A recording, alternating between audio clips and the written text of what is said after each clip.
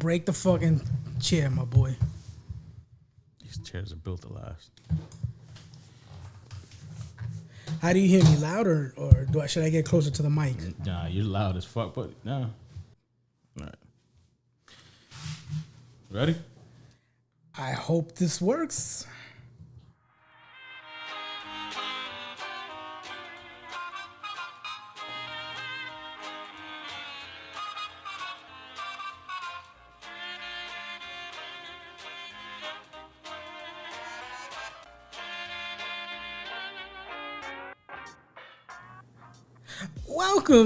Welcome to the Chat Circus podcast, a podcast for lost individuals. If you're lusting for debauchery, we're your clowns, Nano and Junior. And this is the Chat Circus. Why you always smirk when I say that part, bro? I don't know. It's funny to me. What? What's funny? I don't know. Just the way the whole thing, the whole run. You don't like it? Yeah, it's good. It's good. It's made me laugh. I don't know. He's happy to be back. He's happy. Welcome back, Junior. I'm back. It's been a long time. It has been a long time. Mm-hmm. How does it feel to be back? That's cool. Back in New York. Back to the grime. I hate the drive. I hate what I hate more is the parking. That shit's disgusting out here. But you found the spot. Yeah, I got blessed with a spot, so it was meant to be. Welcome back. Thank you. Thank you for taking the trip. Yeah. I appreciate you. Yeah. I don't know. It's a lot. It's a lot to go over, bro. We'll get there. Anyway. But yeah, no. Driving to New York's trash, bro. It's so trash. And then New York City is so trash. Cut the malarkey. Cut the fucking malarkey.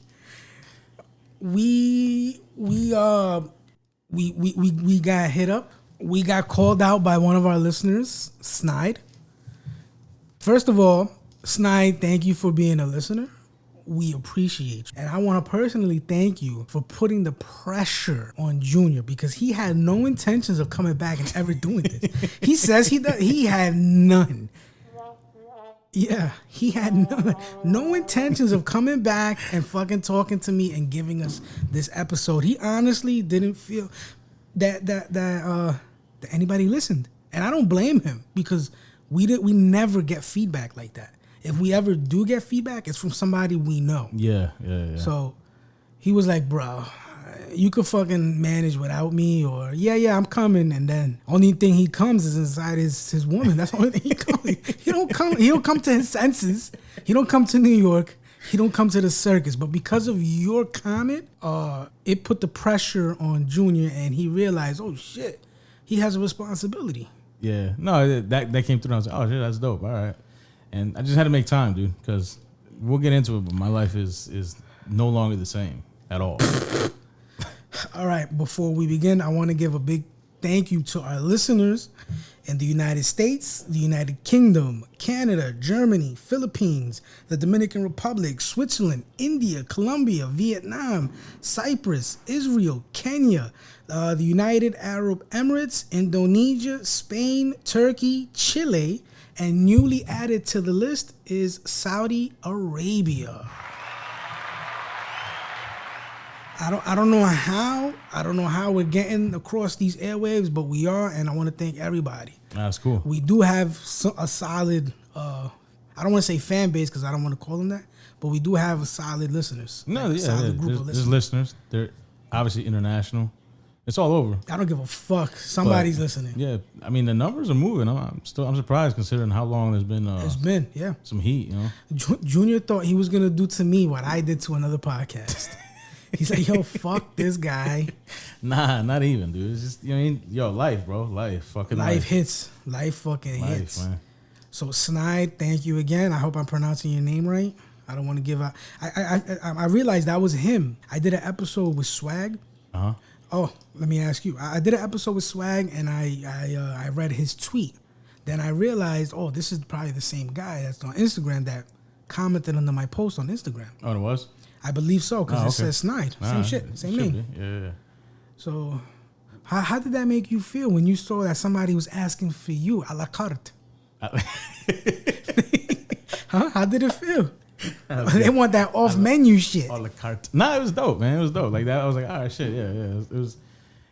Look, I still want to do this. It's just life is changed, and it's You're not breaking my fucking heart. It's just not a. I'm not gonna say it's not a priority. It's just there's so much going on. And it's like I was gonna get to it, but I didn't know when. That's kind of how I felt. He's breaking my heart. You know what I mean? Before I start crying, let's get to let's rewind it back a bit. You heard my episode. Thank you, sir. Mm-hmm. You heard my episodes with Swag? Yeah, I did. What did you feel about those episodes? I actually enjoyed them. Definitely. Here's one thing I'll say, and it's one thing to say, it's another to do, right? Yes. And what I mean by that is a lot of people, and this is no shots to no one, but we've heard it many a times from people we know. From this, people critique. You should do this, you should do that. Look. Everybody knows how to do it until it's their time to come and do it. That's a fact. You don't know how to fucking do this until you do it. Right? Yeah. And then even when you do it, that doesn't necessarily mean that you're good at it. Right. I mean, there's a chemistry that has to flow. Yeah. I thought the chemistry with you and Swag was dope. I thought it was cool. It was different. I enjoyed it myself. I liked his perspective. I thought it was a good co-host energy. But his volume was dumb low twice. Not just once, twice. I was like, bro, that's gotta get corrected. That wasn't a technical thing. That wasn't him. Okay, so here's the thing. You and I both know you speak louder than me. Yeah. I pretty much have to have the microphone all in my mouth. Yeah. In order for me and to the be volume up. And the volume all the way up. For me to be half as equal level to yours. Yeah. So, and I also have to project my voice. It was his first time doing it, so I can't knock him. Moving forward, if I ever do have him back on the show, which I do plan to have him on since you want to break my heart, that's something he has to. But we didn't start where we're at overnight either. No, that's a fact. It took us a while. Yeah, it took us a minute. Yeah, and there's still room to grow. Yeah, we still fuck up. So no, I get it. That's my only critical feedback is and what I think, I don't know, but what I think is that he's like leaning back off the mic. Yeah. And that's why it happens. Right. I mean, you got to be in. You got to have this thing down your throat. No homo. You got to deep throat. You got to deep throat the mic.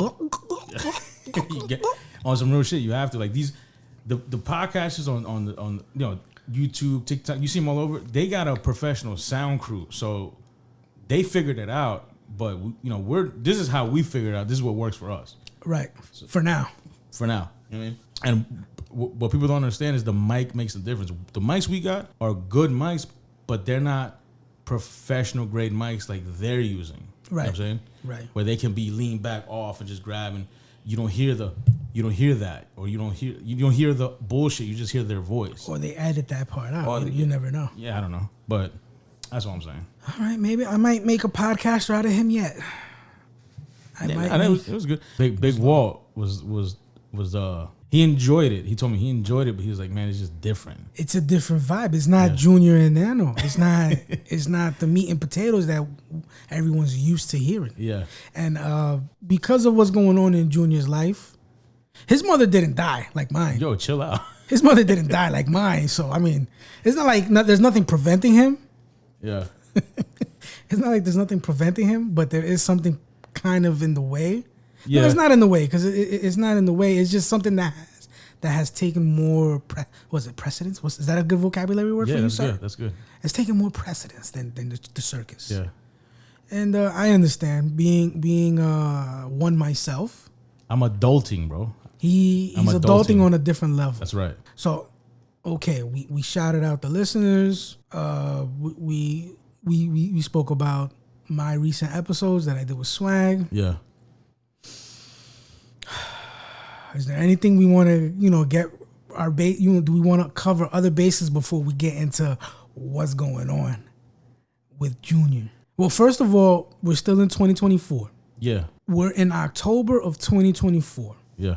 Because of what's going on, the personal things going on in Junior life, this episode may be published by the end of November 2024, sometime in December of 2024. Hopefully not, but probably even January, February of 2025. I think it'll be posted by the end of the year.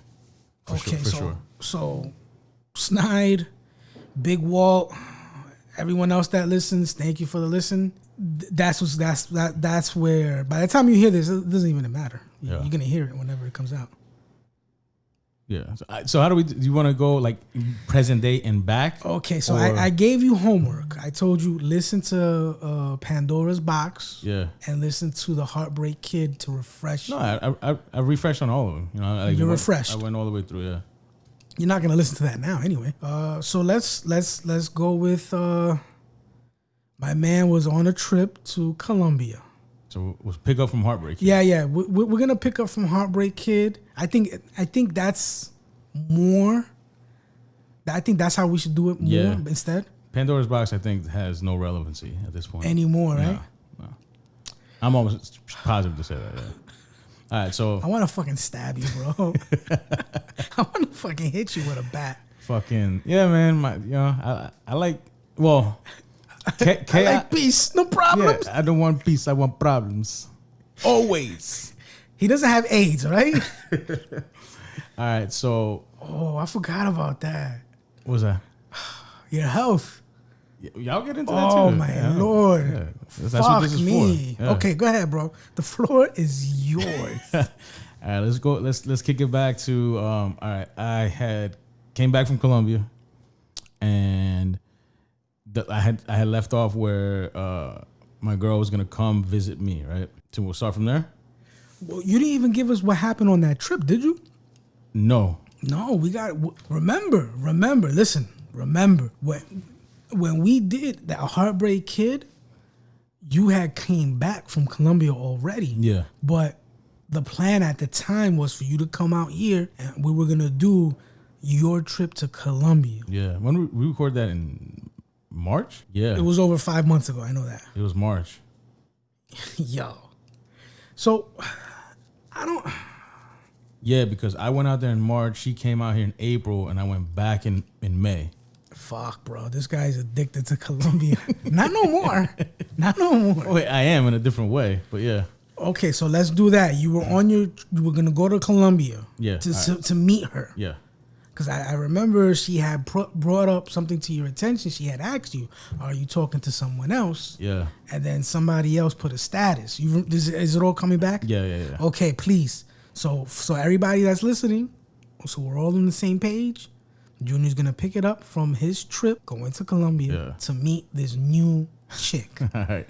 So I remember, like my girl now, she's very intense, but in a good way. It's with all. My girl now, what the fuck? It's for all it's for all good intention. It's not like toxicity. It's just like all good intention. But anyway, so we were video chatting a lot. I remember I'm in I can't remember if it was Tampa or Miami International to take that layover flight. And, we're chopping it up, this and that.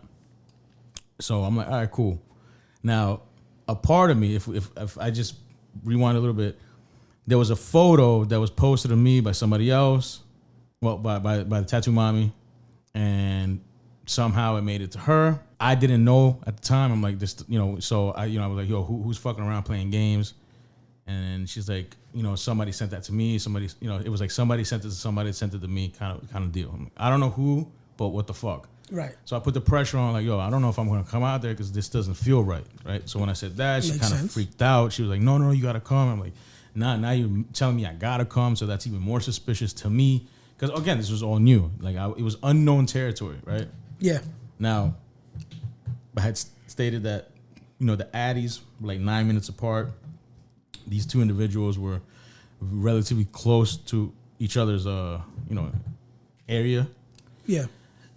So there was the fear like, this might be a setup. So when I get on the layover flight, I'm flying. Now I'm in the air going to Colombia.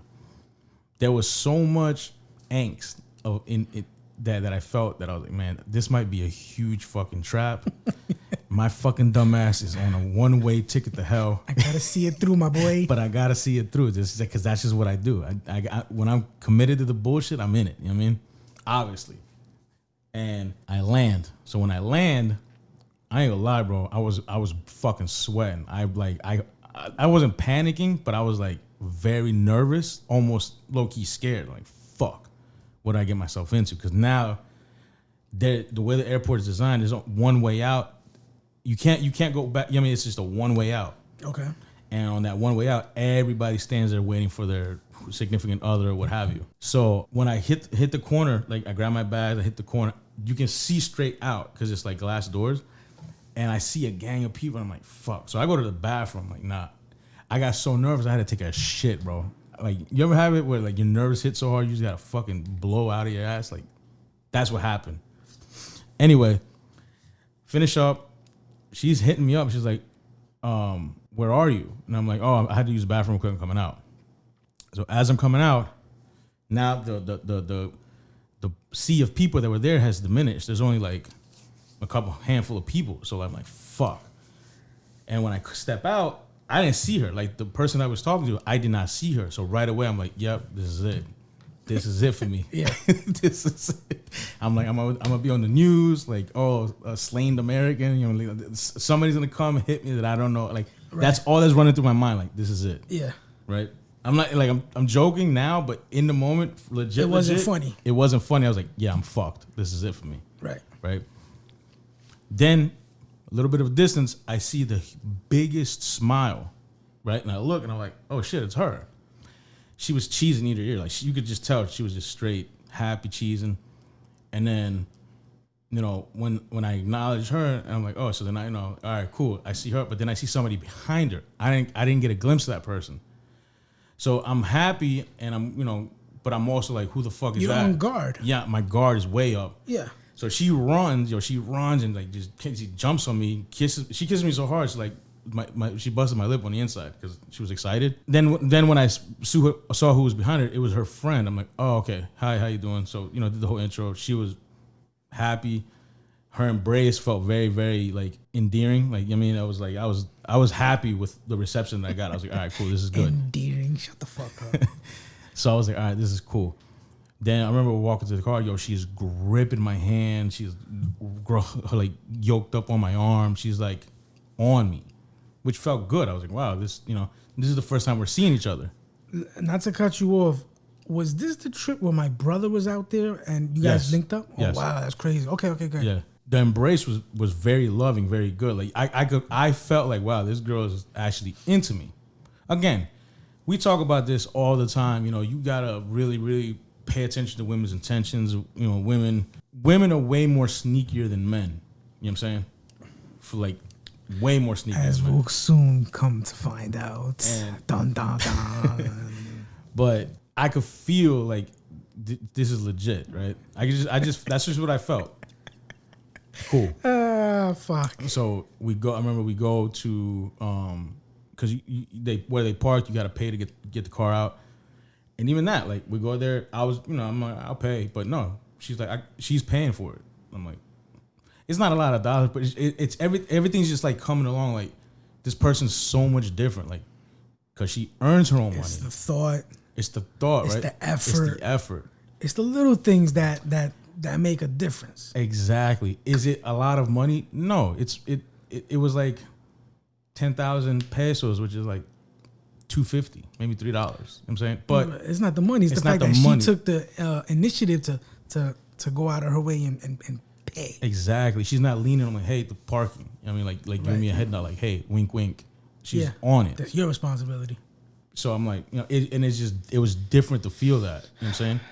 Not even with Tattoo Mommy, even before that, like, you know, who I had my ex for years here. Like, she never dug in her pockets. You know what I'm saying? So I was like, this was a new experience. It's very minor, but it was new. I was like, this is cool. So, okay, then we're in the car. So park, come out. The friend drove so we could kind of be in the back, kind of like boot up. And in the back, bro, she was just like cheese and ear to ear. She's gripping me. She's kissing me. And I was like, even though I was enjoying the moment, I kept looking out the window because I'm like, it was a sense of... It was too good to be true? Exactly. It was the sense of, this is surreal. Junior is a mail order husband. I've never heard of this.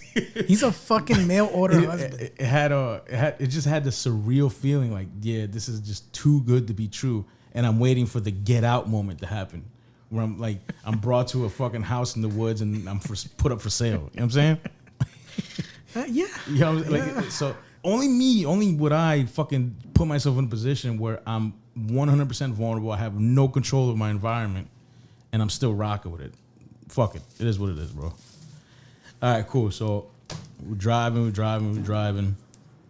And like I've said this before, if I haven't, the airport in Barranquilla is far as fuck. It's like 40 minutes from the city. It's a minute. It's a good drive. Okay. All right. So once we get into the city, now I start seeing things that I'm familiar with because I was there prior. Yeah. And then when is this trip? March of 2024. Yeah, this year. And before that, when was the last time you went out there? November of 2023. 2023, yeah. And you went to go see the tattoo man, yeah. And now you're here seeing wifey. Yeah. This I don't know what you're doing. What do you want? You want No. You could do whatever you want. What I was gonna say is, this motherfucker is a monkey brancher. I did the episode with Swagger. Monkey branch. That's what this was. That's what he described. That's what you do. This guy monkey branches. This guy monkey. And for those of you who do not know what monkey branching is, how does a monkey swing from tree to tree? Branch to branch. Yeah. That's Junior when he gets in and out of a relationship, just like that. He's got one hand in a relationship and another hand in the other relationship. Yeah, that's what I do. I don't know. Yeah. I'm sure there's some childhood trauma there. This guy really is Ben Stiller, the heartbreak kid. Yo, he really is the fucking heartbreak kid. Holy shit. All right. I don't want to take much time because there's a lot of ground to cover, please. Yeah. All right, so we get to the hotel that I booked, right? And I booked in North Barranquilla, which is like the way the city is set up. If you picture it, the north is where the money's at, the south is where the brokies are, right? Okay. And then there's not really much of a left, like a west or east, but it's just neutral. So like the money's north, think that, right? And then the hood is in the south, all right? So I stayed in the north, nice hotel. So we get out, cool. I drop my shit off, and then we go upstairs, and right away, it's on. Now, one thing that I didn't mention is I had popped 3 honey packs. Because I was like, I gotta go in ham. You want to make a good first impression in the bedroom. I understand that. You know what I'm saying? 3? 3. 3? Yeah. Fuck. I had took one the night, like right before bed. I took one right when I woke up, and I took one when I was in my Florida. So like, to spread it. You were bricked. I was, my boy. Yeah, that shit was sludge that was coming out. It was thick. So all right, boom. Now I laid it down, right, and it's not even me trying to talk. You did your thing. I did my thing, and you did your thing when the reaction of the woman, you can tell. Like, and I'm not talking about like the faking the orders. I'm talking about example. You ever hit it off with one, right? You're hitting it and you're hitting it so hard, like you got her in a fucked up position. You bang it out, you jump off, and she's just stuck. Yeah, that's because sometimes you leave them there in the bed and they fall asleep just right. They don't even get up. Yeah, that's because you laid it down. All right. So you laid it down. I laid it down. That's all I said. I just laid it down. All right. Look. Boom. I don't know how long we got of an episode. No, No. I'm going to ask you to leave minor details out and get to because this is juicy, ladies and gentlemen. I have been waiting for what feels like years. I'm sure you have too. Unfortunately, we're on borrowed time because we're never going to hear from Junior again. Nah, you'll hear from me. No, we're never. It won't be till next year, but you'll hear from me again. we'll never. So let's get to when this fucking trip takes a turn. All right. Well, let's fast forward. So everything went well. Right then, I could tell she was, I had her hooked. And I was like, cool. And she wanted to take me to a restaurant that was right next to the hotel called something Amor. I don't know. It was like a really, really nice restaurant, right? One of those you got to book a reservation for. All right, cool. So, we shower up, we change, we go down, have a great dinner. Cool. Come back, boom, jump to the next day. Next day, more or less, it's just her wanting to spend more time. So we go, we just do a little general stuff. I'm not going to get into the details. But then we go to another restaurant out, to eat. Boom. Now, mind you, we're like out in Barranquilla. Fuck. Right? Knowing that someone else can be out there? Exactly. Who's this other person that could be out there? Tattoo Mommy. Do you still have the tattoo? I do, yeah. Holy shit. Yeah, man. Fuck yeah. Jazz circus, bitch. Holy shit. Oh. So, I'm cool with it, but I'm also like on guard, like, yo, this is such a stupid thing to be doing. This is the last thing I need. Yeah. And like, unbeknownst to me, she just wanted to be out. Like, she wants to do couple shit. I get it. But I was like, fuck, man, this is like not good. Right? I'm just like, cool. So this specific restaurant we went to, I get, her friend's there again. She's there. She brings her daughter, her family, her daughter, her son. Like, it's a whole gang of people like that I'm getting to meet, right? Cool. And then while we're at the restaurant, I remember specifically there's this one person, like a waitress, in the cut, and she's like, I could feel her eyes just burning into my face, me. That's probably guilt, right? Not like, and part of me was like that. Maybe I'm being overreacting here, but yeah, it was one of the things. Like, it got so weird where I would go, like, I walked to the bathroom, she's washing. I walked to another spot, like another area, and this restaurant is outside. You never told me this. Yeah, this restaurant's outside, right? Okay. This person will not take their fucking eyes off me. I don't know who it is. I've never seen her before. To this day, you still don't know. I don't know who it is.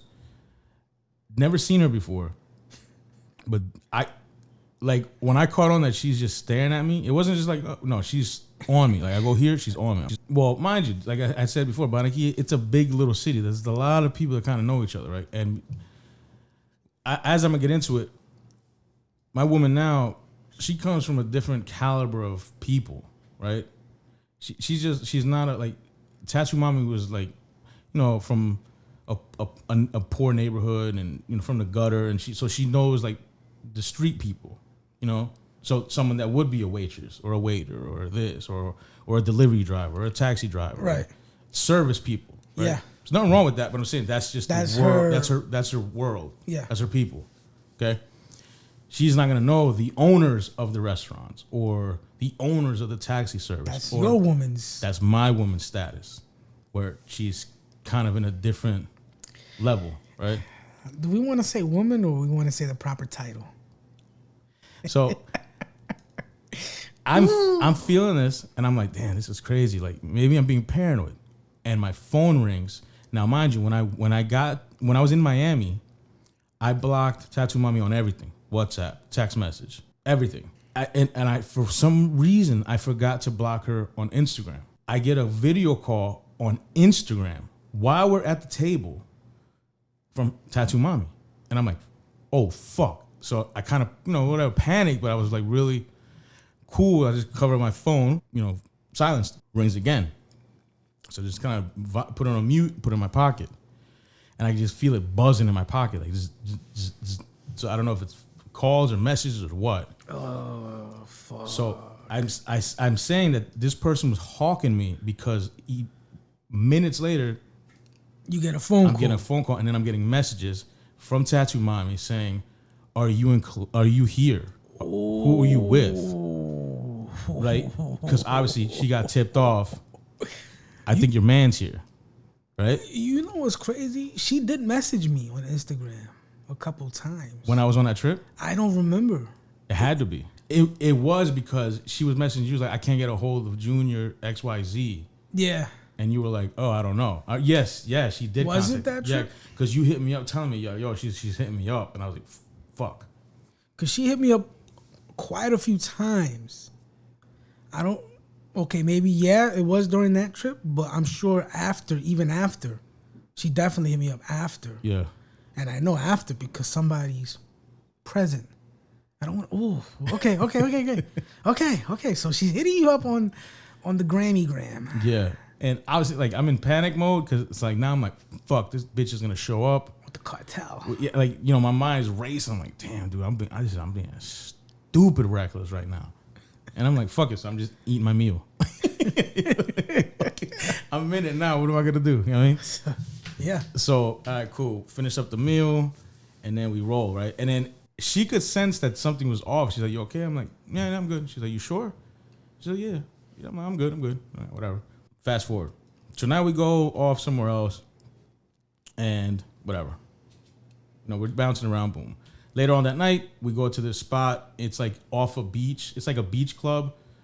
And we're just kicking it, man, having drinks. And it's like dope. So like with her, she was like just proud to be out and about with me, right? So in hindsight, remember I had mentioned before, like it was like night and day with Tattoo Mommy. It was always like a pull, like a struggle to, you know, like it always felt forced. Maybe at some point she did, you know, break down and have feelings and all that, right?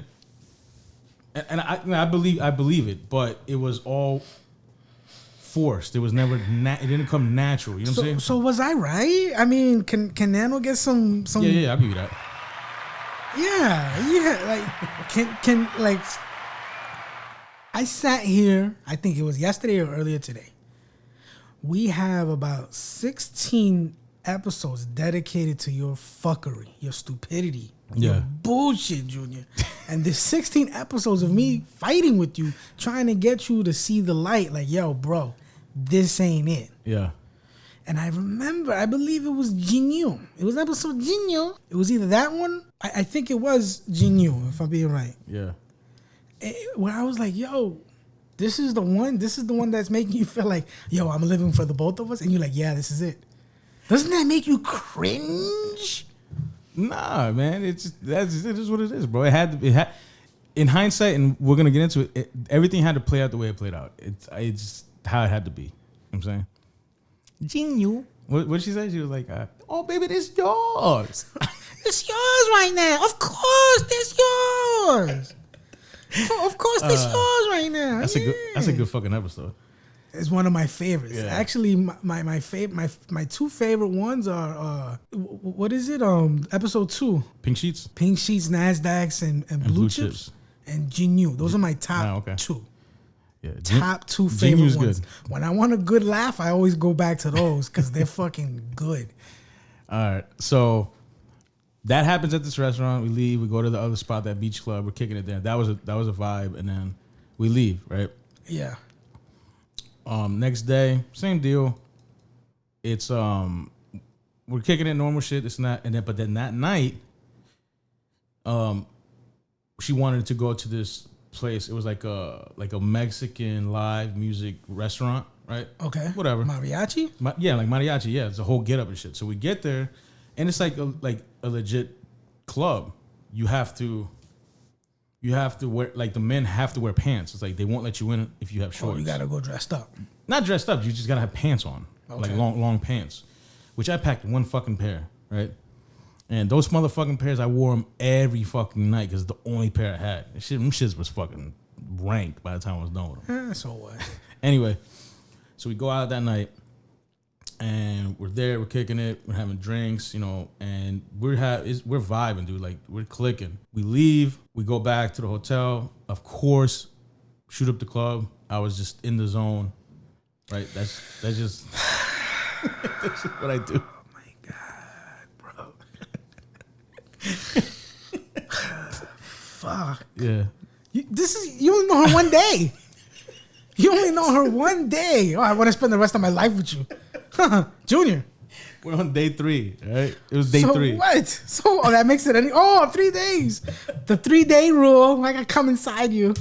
Junior, what the fuck, bro? The 3-day rule, okay? No, Junior, put on a condom. No, it's the 3-day rule. Duh. So next day. So mind you, we had a great time.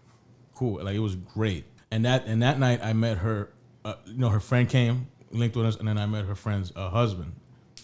So it was like a double date kind of deal, which is cool. You know what I'm saying? I was like, all right, cool. Got to meet her peoples and all that.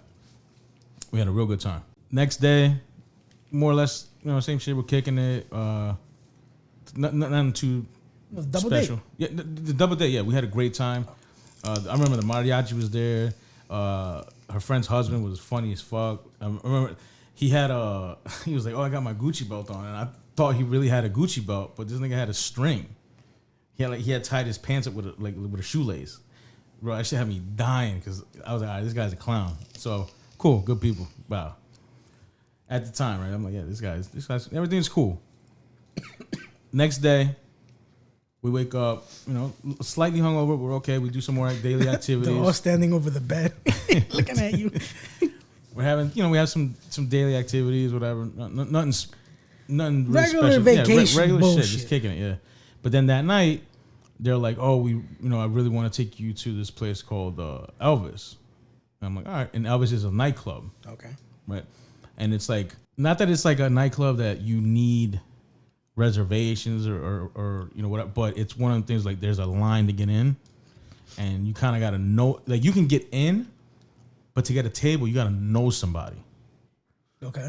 So when we got there, I'm not sure what happened, but we had a table reserved, and I think we got there too late. I'm not really sure the details, but the table wasn't available. So I was like, I don't give a fuck. Let's just go over there and stand on the standing room. And they didn't want to, but whatever, I don't care. So we did for like a few minutes, and then they came, they set up the table and this and that. And while we were waiting, her friend, she's like, like big, like she's like hugging somebody and this and that. I don't know if it was the manager of the club or somebody, but it was somebody connected.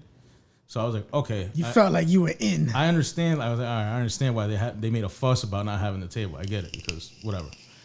That night was out of control, bro. Like, I got so fucking drunk that the next day I was done. Like, I was cooked. I was throwing up. I was bad, right? Ugh.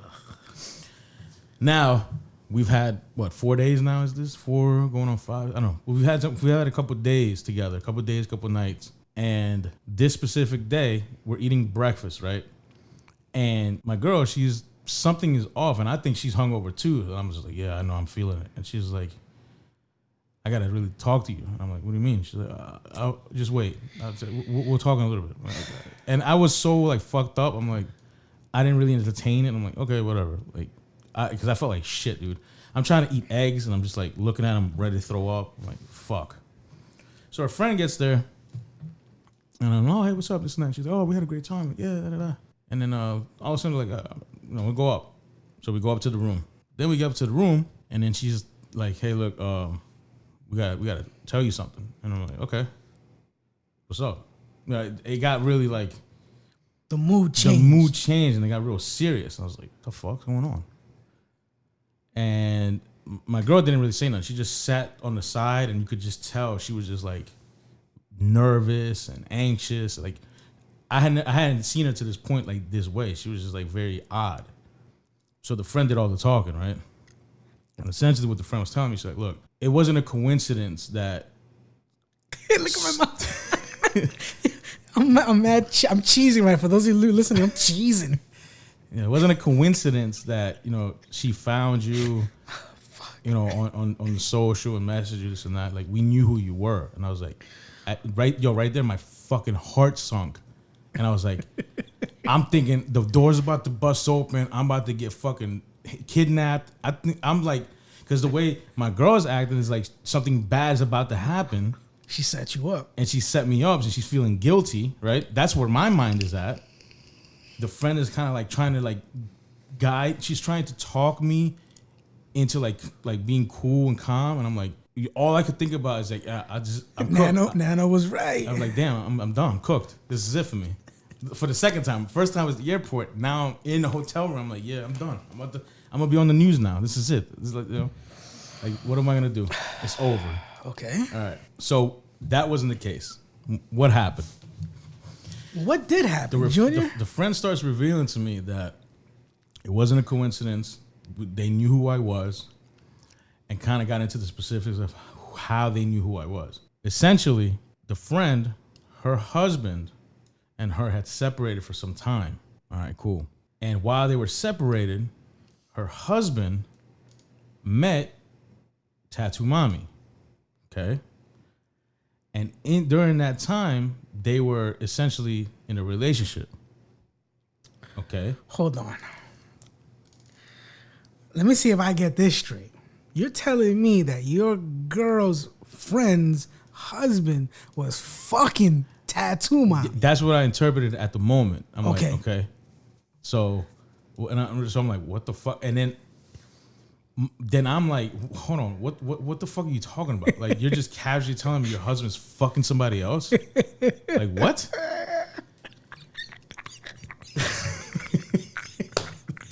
You, this is yours. This is yours right now. Oh, fuck, Junior. You're a fucking idiot. You. I'm on a high right now. I'm on a high because you know why. I mean, come on, I was right the whole fucking time. But go ahead, let's go. Let's get into it. So essentially, while they're separated, he got into basically like a entanglement with Tattoo Mommy, right? Holy shit. And this dated back months from when I'm in there in March. This had stemmed back months before. So I'm like, okay. And so at first I'm like, this sounds like bullshit. It just didn't click, right? Right. And then she starts telling me about the person. She's describing Tattoo Mommy, but the way she's describing her is like, it doesn't fit. I'm like, but in hindsight, it's because she's a hating bitch. So she's like, you know. Let's not talk about hindsight. Let's just talk about in the moment. So, whatever. She's talking about her and this and that and telling me things. I'm like, okay, whatever. And then, like, in my mind, I'm like, that's just general knowledge that's on, you can see on socials or something. Like, nothing really stuck out to me. And then she starts talking about her family, right? Talking about her mom. Not so much her mom, but her sister, her immediate family. Yeah. Specifically, her brother. Well, her dad, and her dad's in jail. Which it's like, all right, yeah, you could find out somebody's in jail. It's not whatever. But it wasn't until they started talking about the brother that they convinced you. Uh-huh. That when she started talking about her younger brother, Tattoo Mommy's young brother, that's when my ears perked up. I'm like, okay. Why is that? What did she say specifically? Because she said, she said his specific age, and that he was like, out in the streets, lost, and then they're like that her family isn't what you think it is. You're like her dad's in jail because he is essentially like a hitman. Oh. Like a Sicario. The guy that was telling her, oh, that's Junior? Yeah. For my wife's daughter, whatever the fuck? Yeah. Oh, that's fuck. Let me keep peeling the onion back. Wait, before you peel the onion. So you telling me the guy with the Gucci belt was dicking down Tattoo Mommy yes. with the shoestring? We already talked about this. Yeah. I'm still in this, like, what the fuck? All right, so whatever, man. Now, mind you, I kicked it with him. Like, it was like a lot of emotions went through, right? So I'll get into that because, like, I got, I was like obviously I was angry, but I was also disappointed because I'm like, what are y'all playing? Like, what the fuck? Like, this is crazy. There was a whole roller coaster shit. But let me keep going into it. So she started, talking about her brother, and then when she tells me that he's in 13, he's lost in the streets. She's like, right now she's stabbing people for 50,000 pesos. Oh. 50,000 pesos is like essentially $10. No way. Yeah, you know what I mean, like, because 100,000 is like 25. Yeah. So 50,000 would be like 1250. Okay. So he's out there, fucking gutting people for a Happy Meal. Wow, shit. Holy shit. Yeah. Speaking of Happy Meal, have you tried the new chicken Big Mac? You fucking idiot. Have you? No, I haven't. It's all right. It's nothing fancy. I'm not really a fan. We're not sponsored by McDonald's. Fuck that. So, all right. But obviously, when she starts talking about the brother, all that, my ears perked. I'm like, all right, now I'm intently. You got my attention. Now yeah. I'm just intently listening to everything. I'm clinging on to everything. Okay. So then that's when she's like, so more or less what happened is there was a falling out between her husband and Tattoo Mommy, and he patched things up with his wife because obviously they're back together. But throughout that time, he got a good glimpse, inside view of her world, specifically me. Right? Okay, mind you, like, so one thing that I would say is, like, and I said it to you off air, like, I can't be mad at this guy at all because he's a man. He's a fucking man. You know what I mean? Maturing is realizing it's not the man's fault. A guy's gonna do what a guy's gonna do. That's a fact. That's 100% fact. It's the girl that you got to get upset with because she's the one that's giving up your pussy. She's the one that's giving another man attention. Yes, that's a fact. Yeah. But also, maturing is realizing that Nana was right. Nana was right. But go ahead. This guy. All right. So she's telling me about that, and then she's telling me that, they had a falling out, and then essentially, more or less, he was just like, this bitch is crazy. She's just toxic, this and that, which I 100% knew that, but I was like, all right, whatever. And then hold on. Were you hearing this from the friend? The friend. Not even him yet. Everything was from the friend. Okay. Yeah. Not even him. We were in the hotel, like in the room for about an hour. And she's just unloading everything. Does he? At some point, does he tell you anything himself? Yes, I'll get to that. Yeah, okay. Yeah. Okay. Ooh, this is good. Very good. So, she's unloading this and that. She's telling me that, this, that, and once they start patching things up, he's like starts talking to his wife about, how fucked up this chick is. Like, she's dirty. Like, she's just a grimy person, right? And then she's got this guy who takes care of her. He's really good to her. He's like a good dude, and she's just like fucking him over. And I feel bad for him. Like he's like, and he's like, this is all secondhand. What I'm being here. Like, he's like, oh, I wish I could like kind of tell him. I want to save him. He wants to save you while he's fucking your girl. So then they're having this conversation, right? And the friend and they live together, like roommates. So she overhears everything, and she's like, "Who are you guys talking about?" And they're like, "Oh, there's this guy named Junior." And she's like, so then that's where all this connects, where she's hearing how great of a guy I am by a guy that's fucking the girl that I'm, treating well. That you both are fucking at the same time. So she's like, she's taking his word that, all right, he's telling the truth. Yeah. So she takes the initiative to like get in contact with me. She's like, what's his name? She's like, I don't know. He's just. So your current girl hears from her friend and her friend's husband about you, and she's like, wow, I want a guy to do everything for me that he did for Tattoo Mommy. That's what it is. I guess, yeah. That's what it is. Yeah. And then she goes out of her way and she reaches out to you via TikTok. Yeah. We hear this part on the Heartbreak Kid. Yeah. This is what we hear. Yeah. Okay, take it away. Cha cha cha cha. So, all right. I've kind of pondered this. I don't know the intentions, you know what I mean? In my looking back on everything, I'm sure there was some ill intent on the friend's part, because, mind you, the friend had lost her husband momentarily, so she saw her moment. Let's not talk about hindsight. We'll get to that later. Yeah, but think about it. She saw her moment for revenge. Yes. Right. So let me set up my friend with the guy of the girl that my husband's fucking. Yeah. Fast forward, we meet, we link. So now we're here, right? Not like all these months have passed from this moment, from this period of time. Yeah. That I had no clue about. Right? Yeah. So the reason like my girl was so like just like out of it, she's like, she started feeling bad because she had this information. And she's like, we gotta tell him because I don't feel right, because she started really liking me. Okay, fair enough. I'm like, okay, I'll take that. But I was pissed. I was fucking super pissed. And Junior thought he was being a playboy. He's got a girl in Colombia, and now he's about to go see another girl. Well, no, because at that point in time, I had cut off. Like once I made the trip to Colombia, I had cut everything. I had cut all contact with Tattoo Mommy. You know what I'm saying?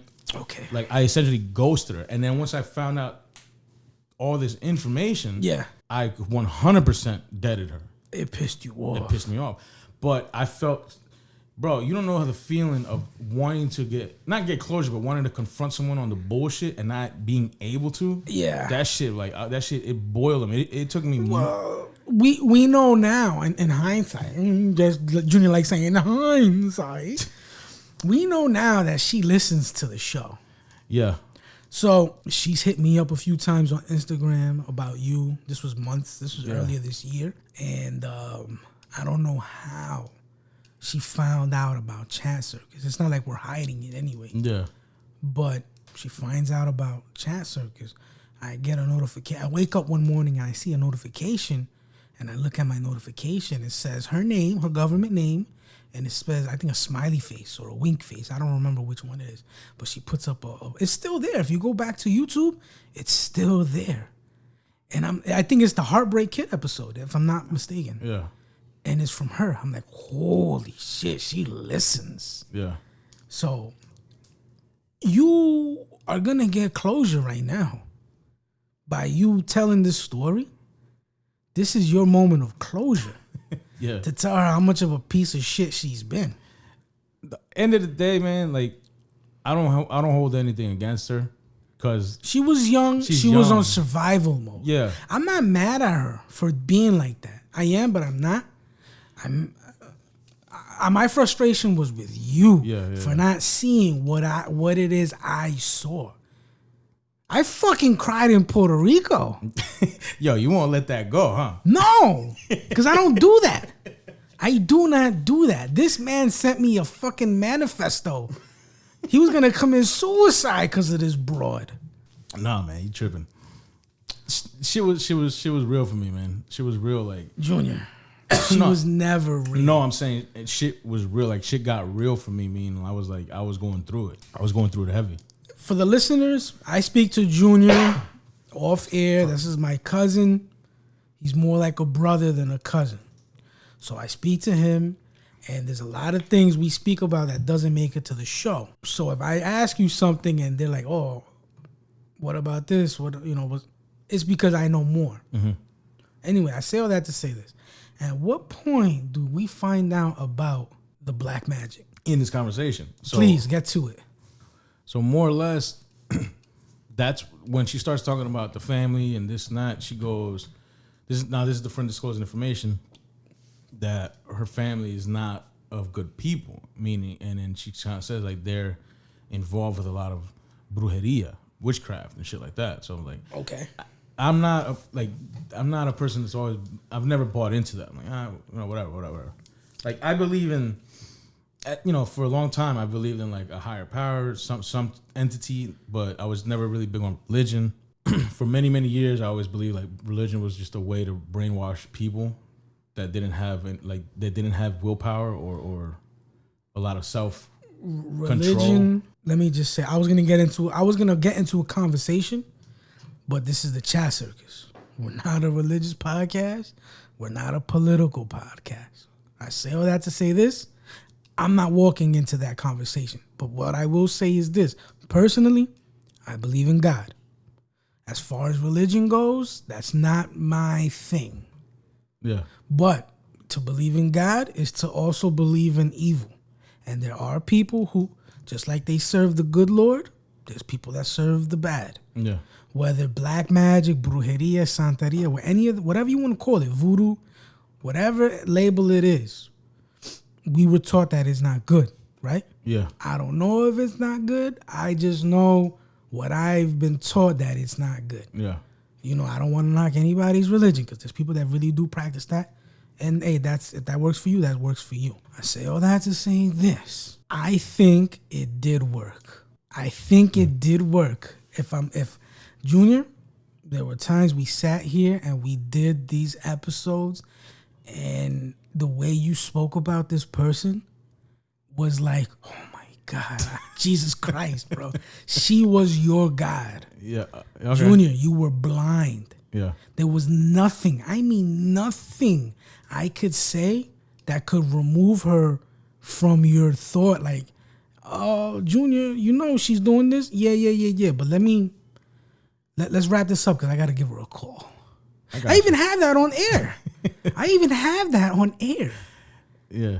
So let me say, like for a very long time, I didn't, religion was a tough thing for me to swallow just because I just always felt like it was like a way out for people that didn't have something to look forward to. Yeah. A way out for people that have a way in, you could say. But what happens, right? I went through a year that I was out of control. Like I was out of control.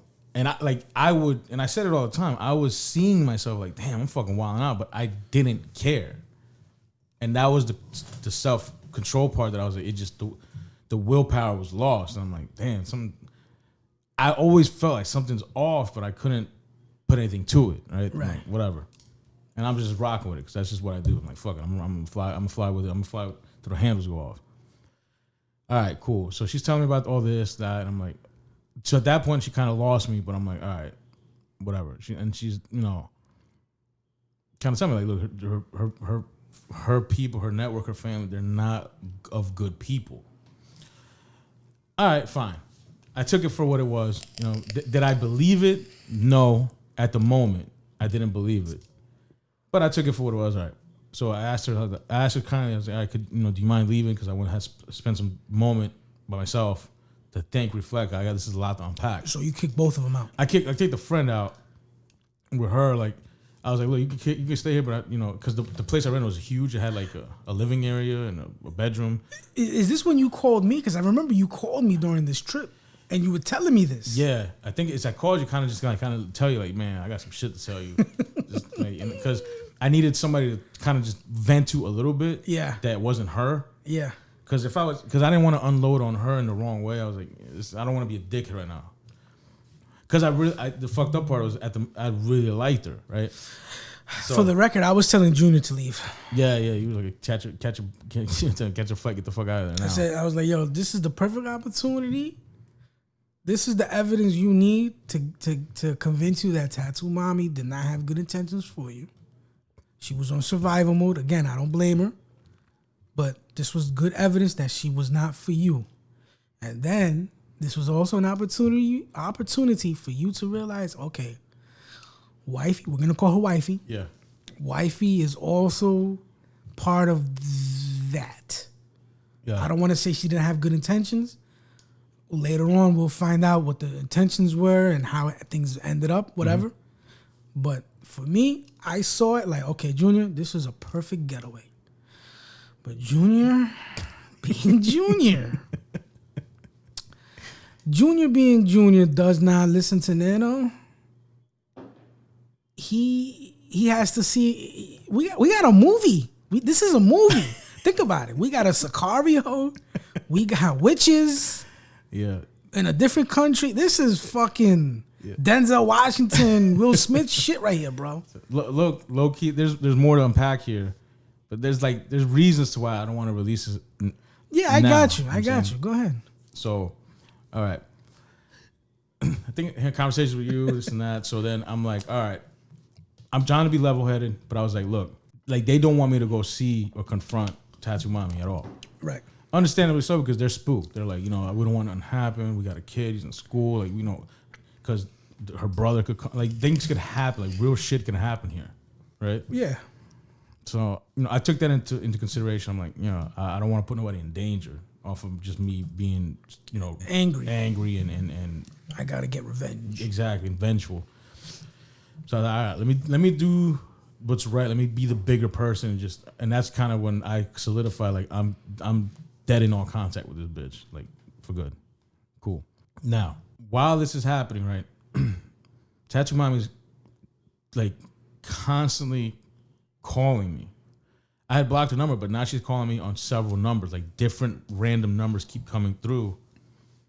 And because now I know, and then my girl knows that I know, things were different. Like, it was, like, more open. Yeah. So when the phone would ring, it'd be a +57 number, that's a Colombian number. And I would just decline it and then immediately block it. But then she was like, no, answer it. And I'm like, no, I'm not answering. I'm not talking to anybody. So she one time, I'm fast forwarding. A few times. Yeah, I'm fast forwarding. But let me go back to this part.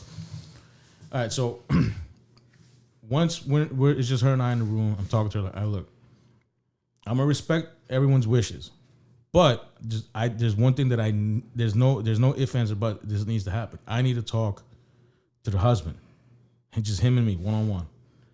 And they were like, and then now they were scared that you were in a fucking fight. Now that they knew, everyone knew that I knew, it was kind of like walking on eggshells. I'm like, look, it ain't nothing. I was like, and I said it very clear.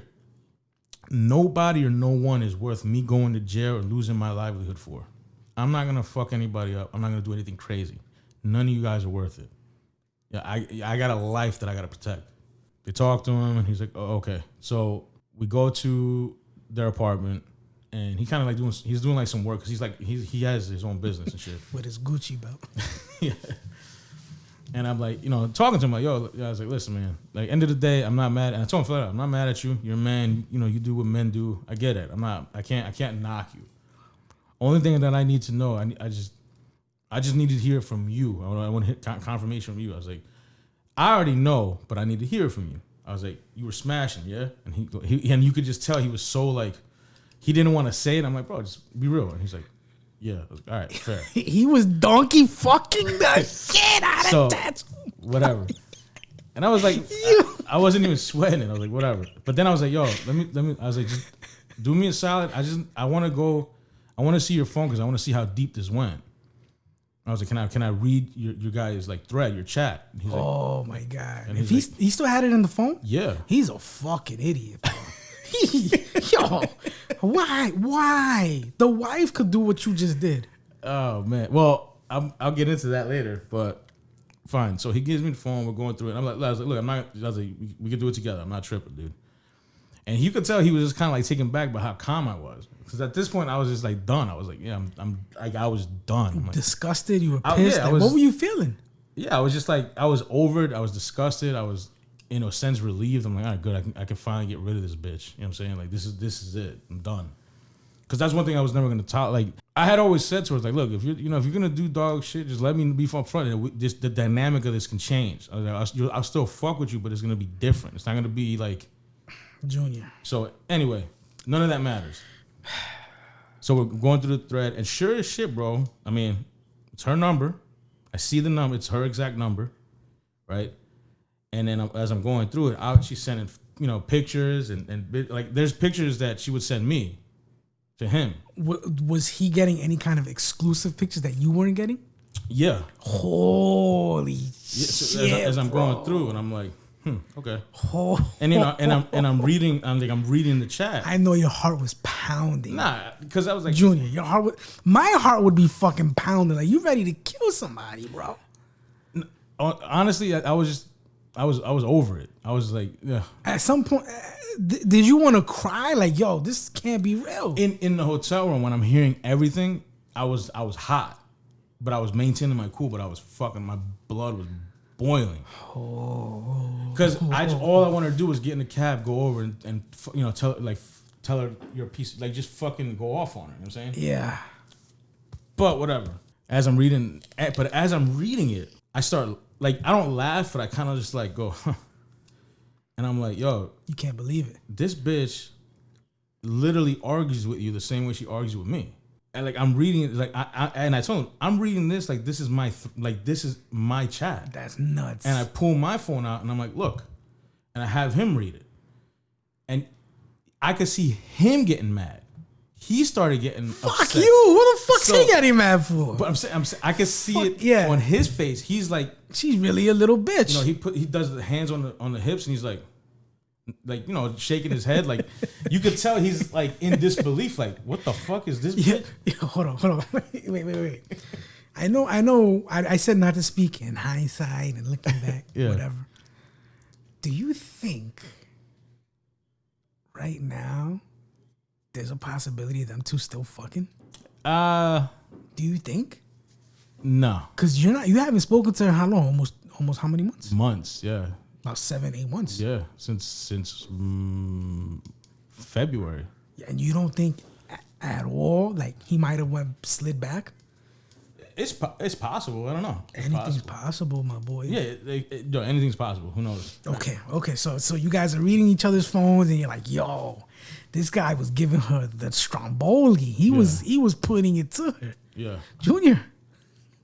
He was giving it to your girl, bro. Mm-hmm. He was donkey fucking the shit out of her. Shit happens, dude. Huh? Says shit happens. Yo, listeners, do you see how calm he was? All I talked about was sitting sitting on the bed next to her, and he was ready to fucking stab my throat. And I was like, nah, shit happens.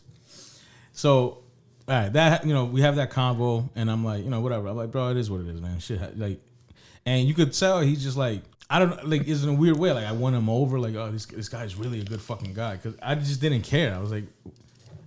Because my attention, because you have wifey. My attention was so focused with my wifey that I was like, you know what, this is a good thing, right? And this is a test of that. So I was like, you know what, let me really focus with her. So then, her and I kind of have like a one-off date, like just to chop it up. I'm like, look, so talk to me, like.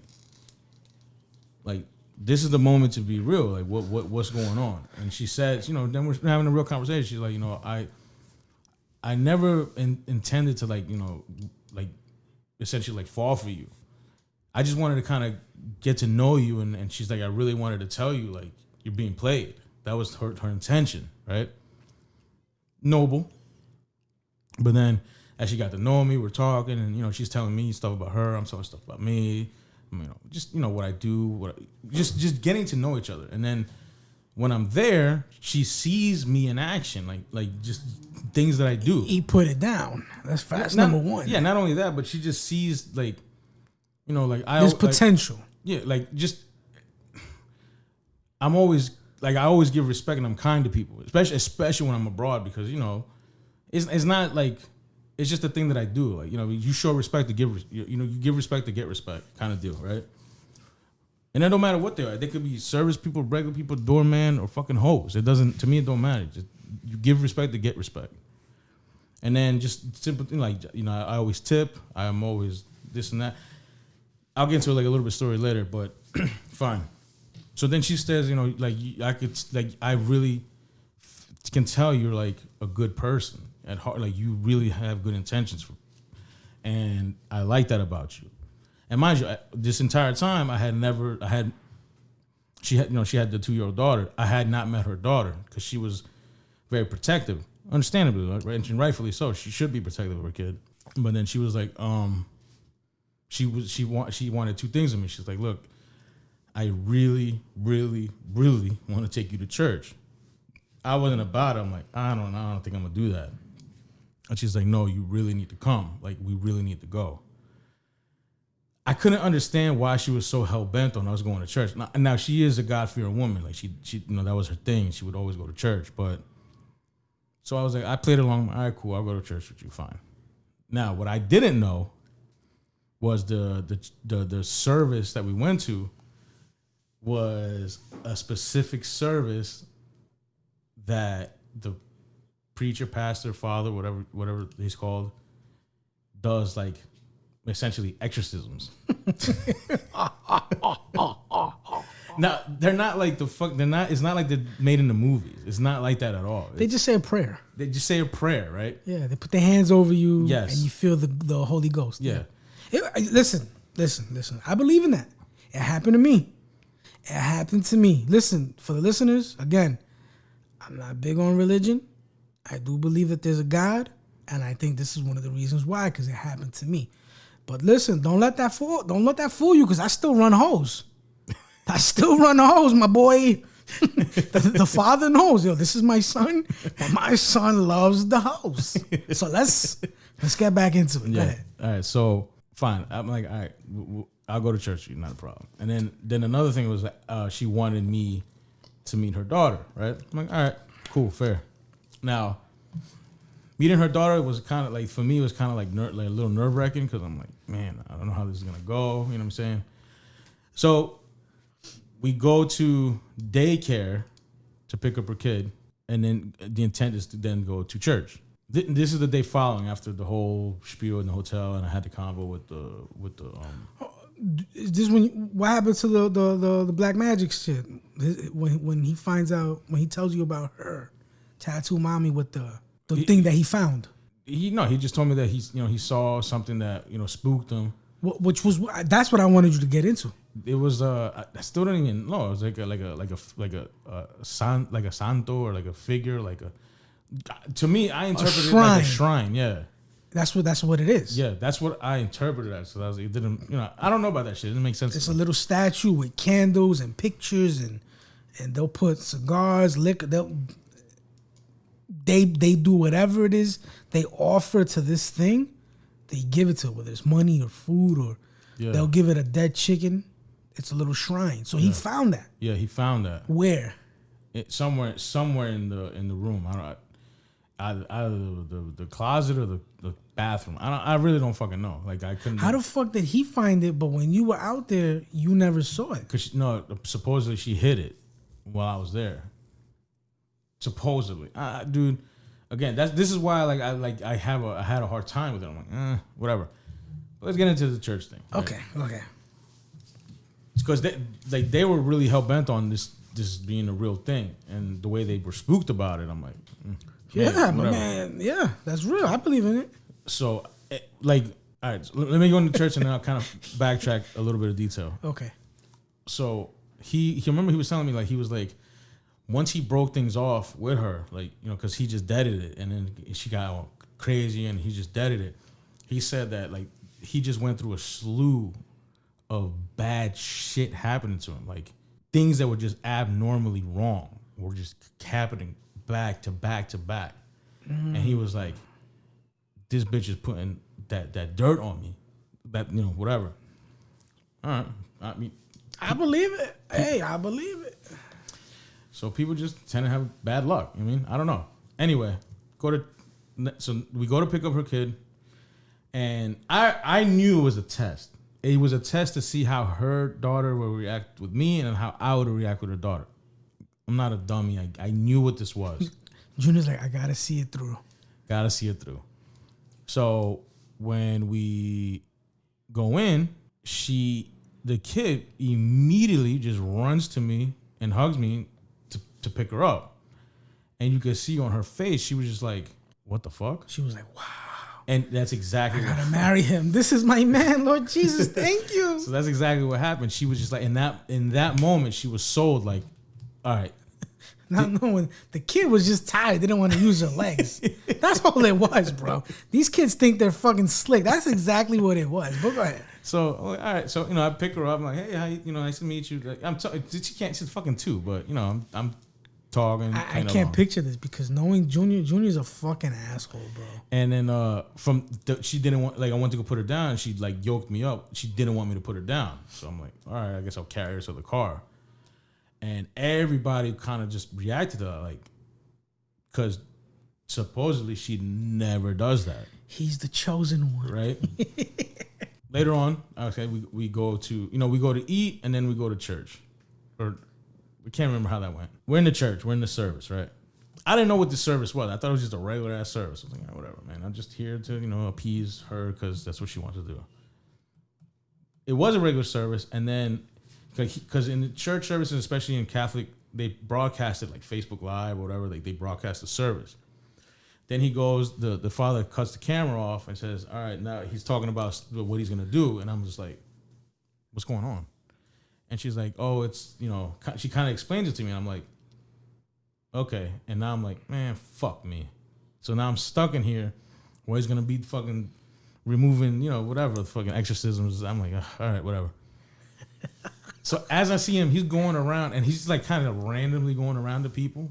I thought he was gonna go to everybody, but he's not. He's going to random people. He can feel who needs it. I guess. Right. I guess. Right. But then it starts dawning on me I wonder if she told him that, and set this all up. It's possible. For me. Right? It's highly possible, yeah. And I'm like, man, fuck me.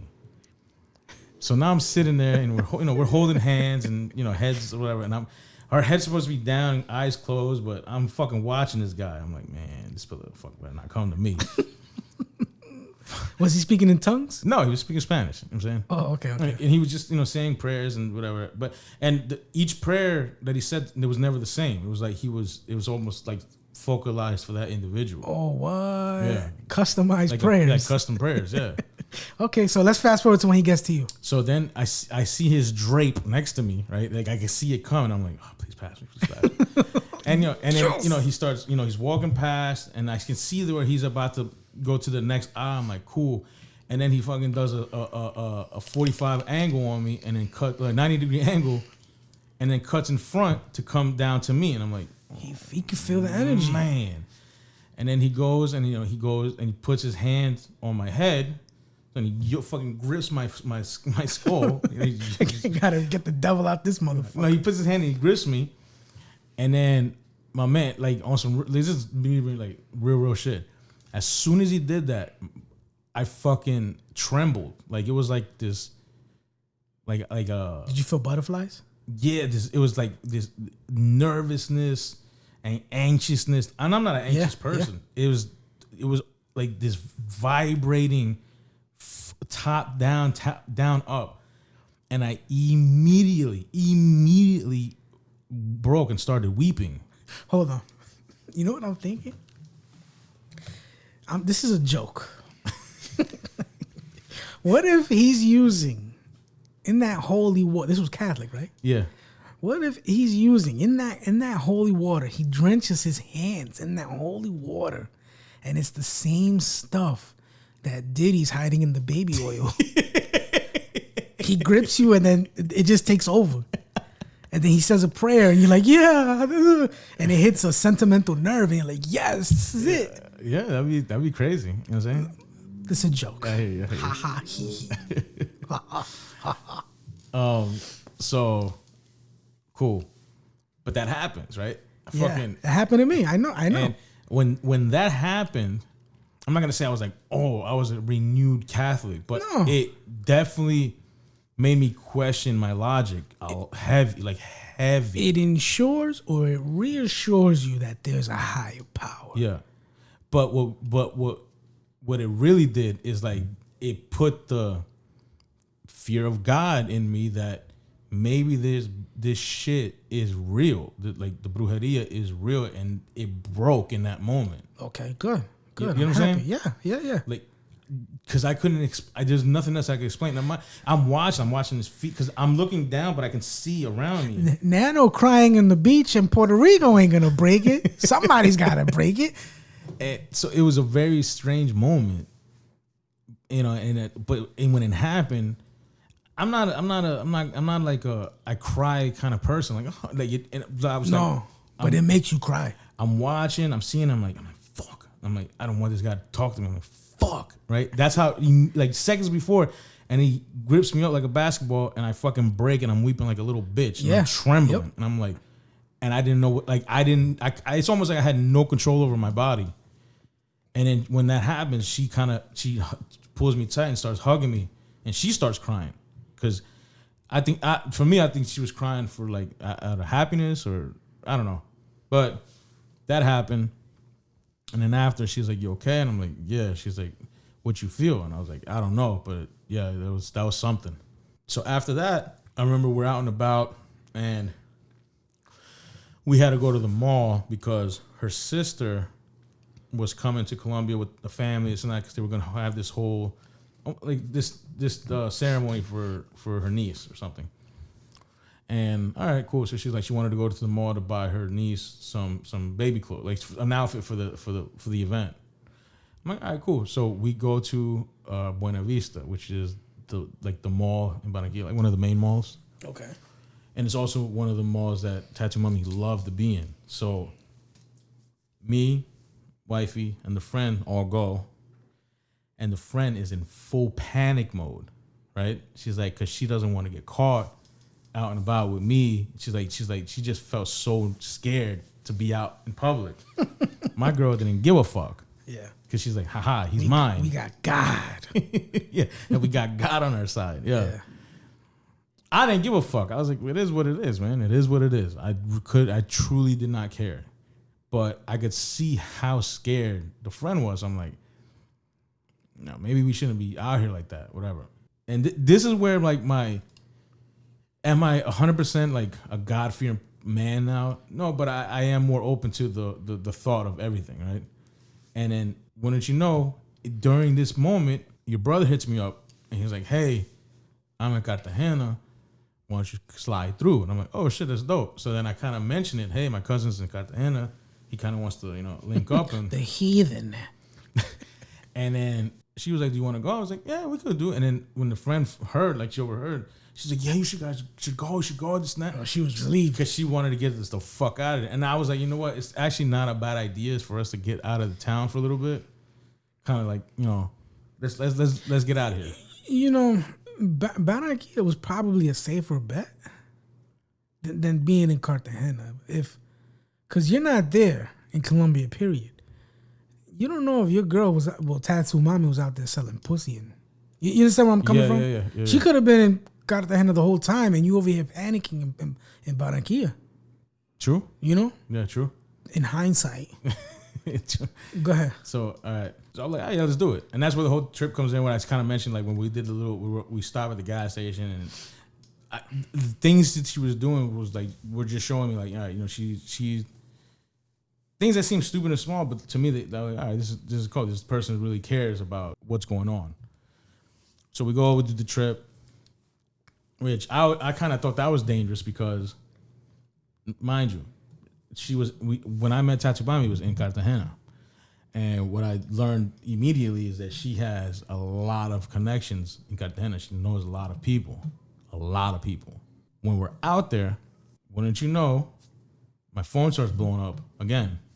No. Yeah. It starts blowing up again because we go to another restaurant and, I'm not paying attention, but we go to another restaurant and after we leave the restaurant, we go back. That's when the whole thing, we drop your brother off, find a hotel, and then my phone starts going off. And then she's like, the messages that I'm getting is just like, who are you with? Oh. Yeah. Holy shit. So she knows. Yeah. She knows. She knows. She doesn't know who she is, but she knows that I'm out here and I'm with somebody, right? So in a way, I'm like, damn, maybe this is kind of stupid to come out here.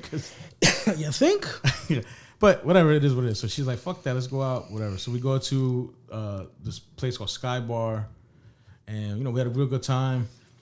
But whatever, we have a real good time. She starts feeling like ill, like sick, or whatever. So we leave, go back to the hotel. But once we get back, again, like my phone starts going off, like because I kept getting random calls, but I knew who it was, and I was just ignoring them. So she got tired of it. She's like, so she took the phone and she answered. She's like, hello, and then the line just is dead air, and she's like, hello, can I help you? And then the person's like, who the fuck is this? And she's like, well, you're calling this phone, so who are you? And then they go back and forth for a little bit. Oh. And she's like, this is Junior's girlfriend. And then she's like, oh, funny, because I'm Junior's girlfriend. Oh, damn, Junior. This motherfucker's a catch. Damn, boy. I know he was gassed up. You was feeling yourself, right? I got that mandingo. This motherfucker thought he was pimping. So I didn't, in the moment, I didn't think it was funny. I was like, let's not entertain this bullshit. Because I was just like, I didn't want to deal with it. I'm like, nah, I'm good. I don't want to, this is childish and I'm done with it. You know what I'm saying? Yeah.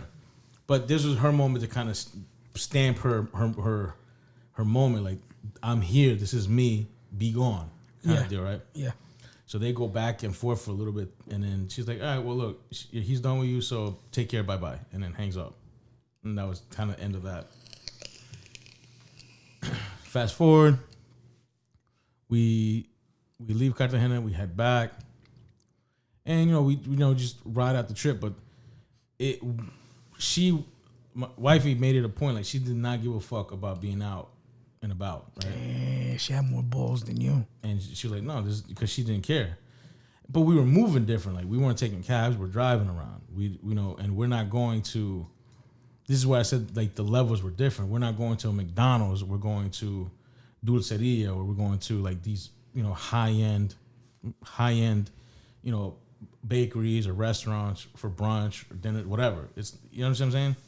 Yeah. So the chances of us crossing paths were very slim, because even like the night air, like the clubs, lounges, and all that were completely different. You know what I'm saying? Fuck. They were like more adult, more money present. Like you had the people that were going there were adults. You know what I mean? Yeah. You know what I'm saying? Yeah. So different vibes, completely different vibes. So her and I, we wrote it out. Even though all that bullshit happened, I was like, you know what? I got a chance here from what's been presented that I might have a good one. Obviously, there's always baggage and shit. There's always bullshit. But I was like, fuck it, move past it. So I leave, all good. That's when we spoke in the Heartbreak Kid. All right? Fast forward. Hold on. Let me take a minute to breathe this in. Okay, go ahead. Go ahead, bro. All right, go ahead. So fast forward. Heartbreak Kid happens. Yeah, Heartbreak Kid happens. Now, what the listeners don't know is we record Heartbreak Kid. Yeah. Junior, on that trip, you were going back out there, right? No, I had just came back. You had just came back. Yeah. It's the end of March. Were you alone? Yeah. But 2 weeks later, she came to me. So she has... Was it just 2 weeks? Yeah. Holy shit. So she has a visa, right, where she can travel in and out of the country. Something tattoo mommy don't have. No. Hold on. Hold on, bro.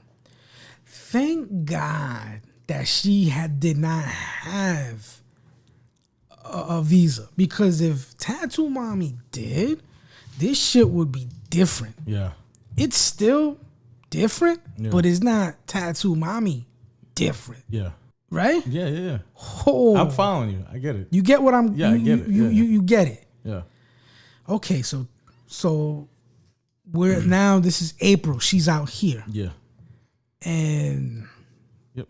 So, I pick her up from the Philly airport and have a big embrace. We damn near fuck in the car, but, we get home, do the thing. What? Yeah. And she has a daughter with her? No, it's just her. Oh, okay. And that was...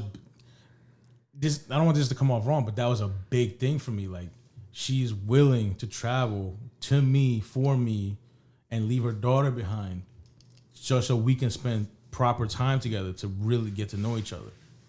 That was big. I was like, yo, so that right there was the moment for me, like, this woman is really into me.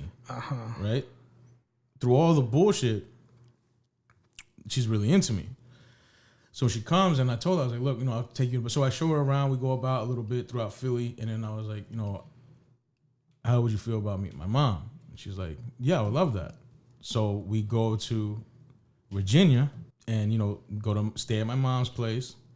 And I remember I had forewarned her, like, look, my mom, she's normal. She has an apartment. She's like, it's nothing fancy. She's like, she didn't care. She did not care. So we get to my mom's place. Look, what's up? No, go ahead. Because what made you, like, meet my mom?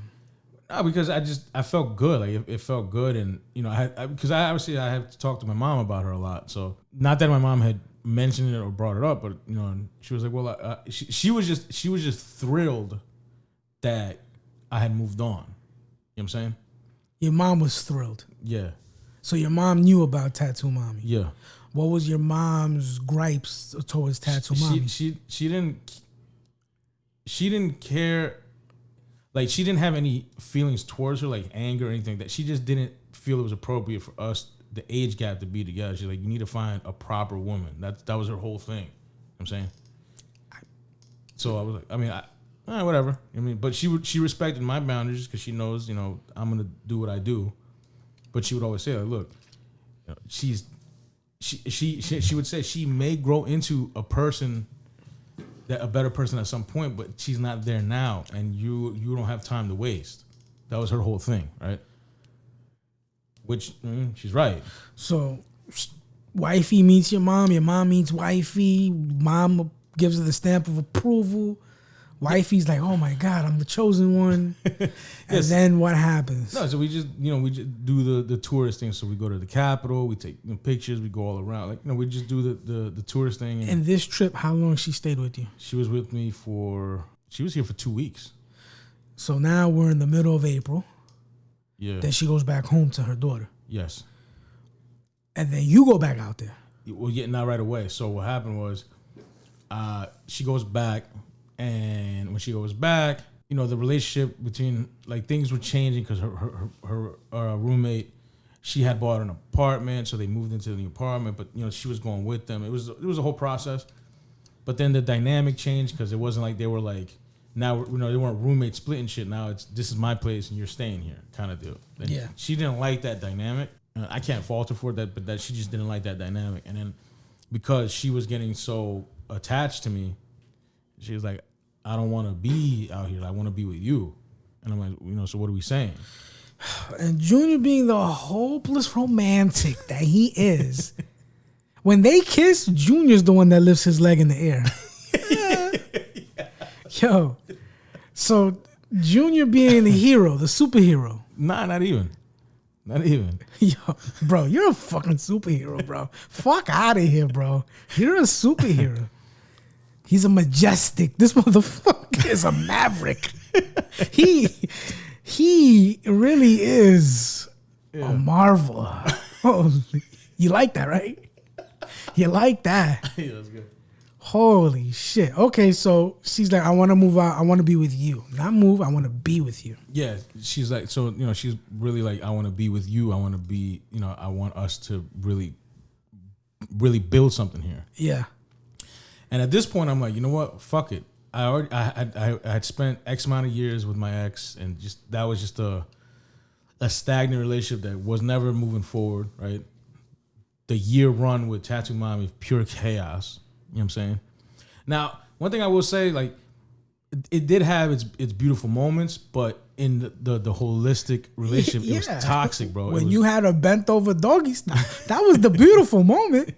No, obviously the sex was great, cool, but like because she did grow as a person, it just took too long, and the bullshit throughout it, and then of course the her fucking end of just being a slut at core. I'm like, all right, whatever, man, I'm done with this. You know what I'm saying? Like, I was like, I'm done with this, bro. And it just like ending that, it is what it is, man. Like, I truly hope the best for her. Like, and we joke about this. Well, you joke about this mostly, but the way I just deaded her and cut her off, that's a character building moment for her. Yeah, that's her villain arc. Yeah, that's her arc. That's her arc of something. So I hope that it's her life is for the better. I really do wish her well. You know what I'm saying? Because fuck that bitch, bro. That's whatever everything that she's done is gonna be paid for in tenfold. She's gonna have to pay for her bullshit. Okay, you know what? He's looking at it like a grown man. Okay, yeah, I got you there. Yeah, okay, yeah. And then I don't want to waste energy and thought and exhaust myself with feelings of angst or anger or fuck it. It is what it is, bro. It is what it is. So this girl hits you up on TikTok in February. Yeah, January. You go out in March to meet her. Yeah. She comes visit you in April. Yeah. You go back out there in May. Yep. Then she comes back out here with her daughter. And me. We'll all come back. Yeah, as a group. When? In May. So by June, we're a family. By May, dude. It was the second week of May. January, February, March, April, May. 4 months. Yeah. You have, what do we have now, Junior? Where are we at? So in 4 months. Yeah. Now this was like 8 months ago, but in 4 months, what did Junior get? I got a woman. No. Well, I gotta run through it. So we were together. We've been together ever since. Things have gone well, and like, I'll just speak of her a little bit, right? So she comes from a lifestyle where she was very catered to. What I mean by that is she had a nanny. She had essentially like a house maid that would cook, clean, wash clothes, shit like that. You know what I'm saying? So remember how, I kind of emphasize this. She comes from a different status. You know what I'm saying? I'm listening. Go ahead. So she was accustomed to a different way of life. And what I soon found out immediately, very soon, is she's beautiful, right? And she's very beautiful. But she's not, at the time, she wasn't domesticated, meaning she didn't know how to cook. She didn't clean. She didn't do many things, right? But this is how I know I got a real one. She learned everything, bro. Like, she stayed on TikTok just studying, and now she cooks every single day. She made it a point to learn how to cook so we don't spend money on the outside, which is dope. And like, she didn't know how to do laundry. Now that's all her. She basically became what I always wanted. You know what I'm saying? Okay. And yeah, it's good. Like, this is really good. Like, she went from not being tended to and taken care of to now being the one. So she was kind of like the adult version of Tattoo Mommy in a way. No. It's just, that's just how, when you have money out there, you pay everyone to do your shit. That's just what it was. But she was the adult version of Tattoo Mommy. Yeah, in a way. Okay. Yeah. That's all I'm trying to say. Yeah. Okay. But you got to remember, like, because she worked, so she had, her life was constantly moving, which I understand. In hindsight, I understood. Like, all right, it makes sense why you had all this help, because you're not just at home doing nothing. Like, you work, you're out here. Yeah, there's two complete opposites. Yeah, I get that. She's traveling constantly for her work. Okay. So, things are well, things are good.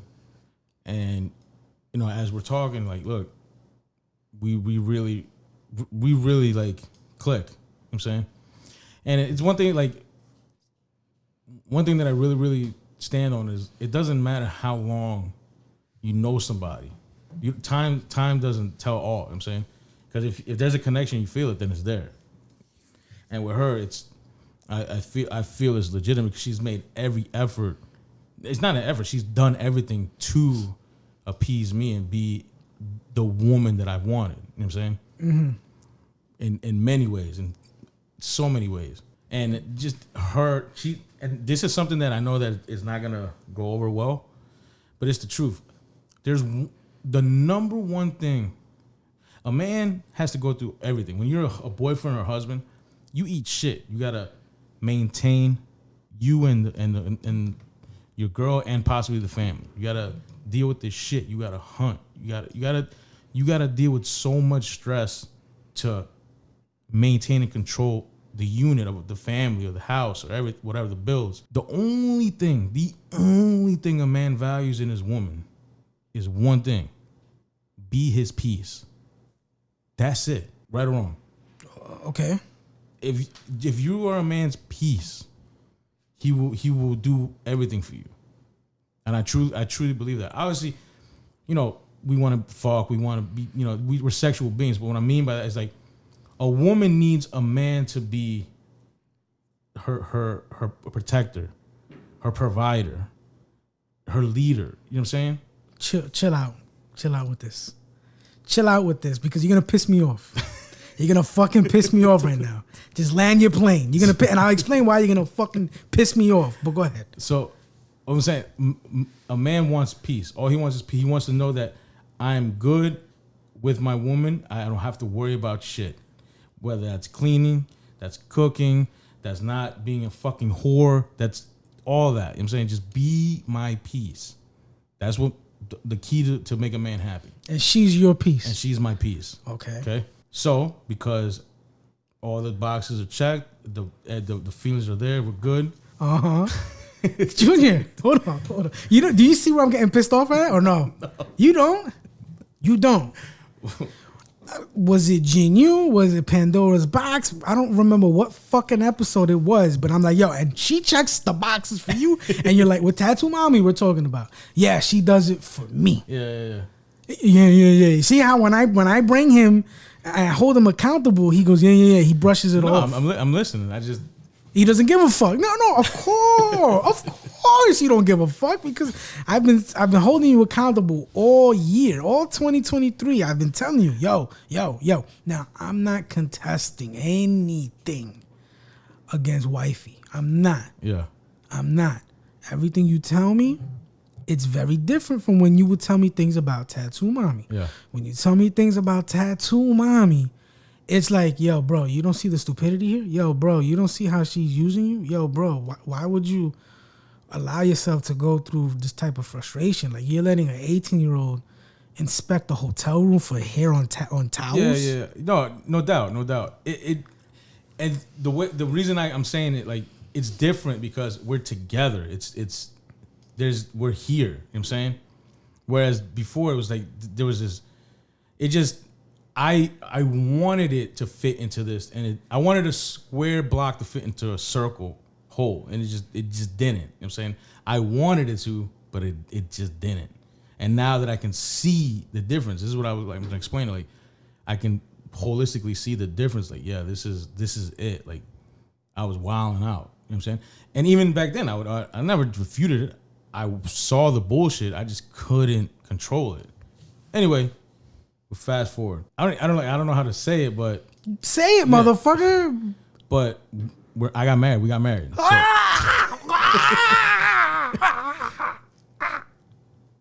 You busting a nut? I mean, over here coming. You coming on the mic? So wifey is actually wifey. You know what I'm saying?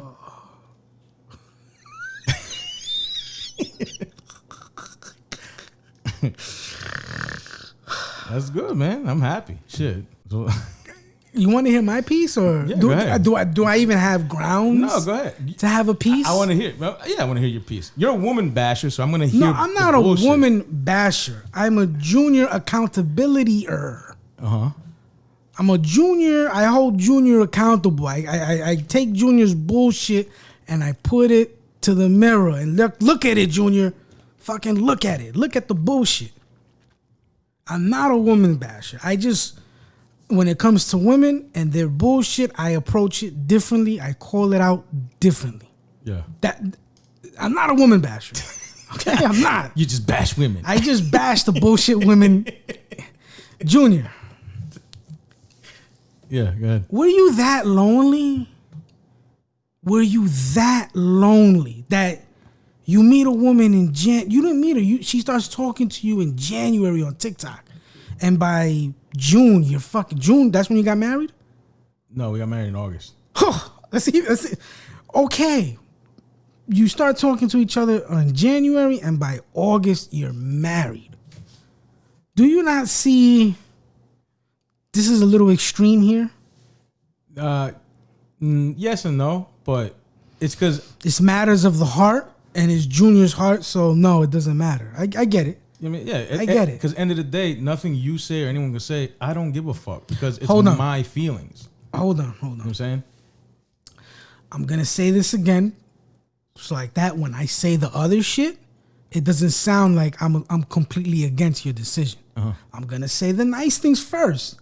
So like that, when I say the bad things, you're not like, okay, Nano is not supporting me. Yeah. I don't want you to think that. I've had months and months of holding this shit in. So now we're doing this episode. And I'm releasing my thoughts. Doesn't mean it's true.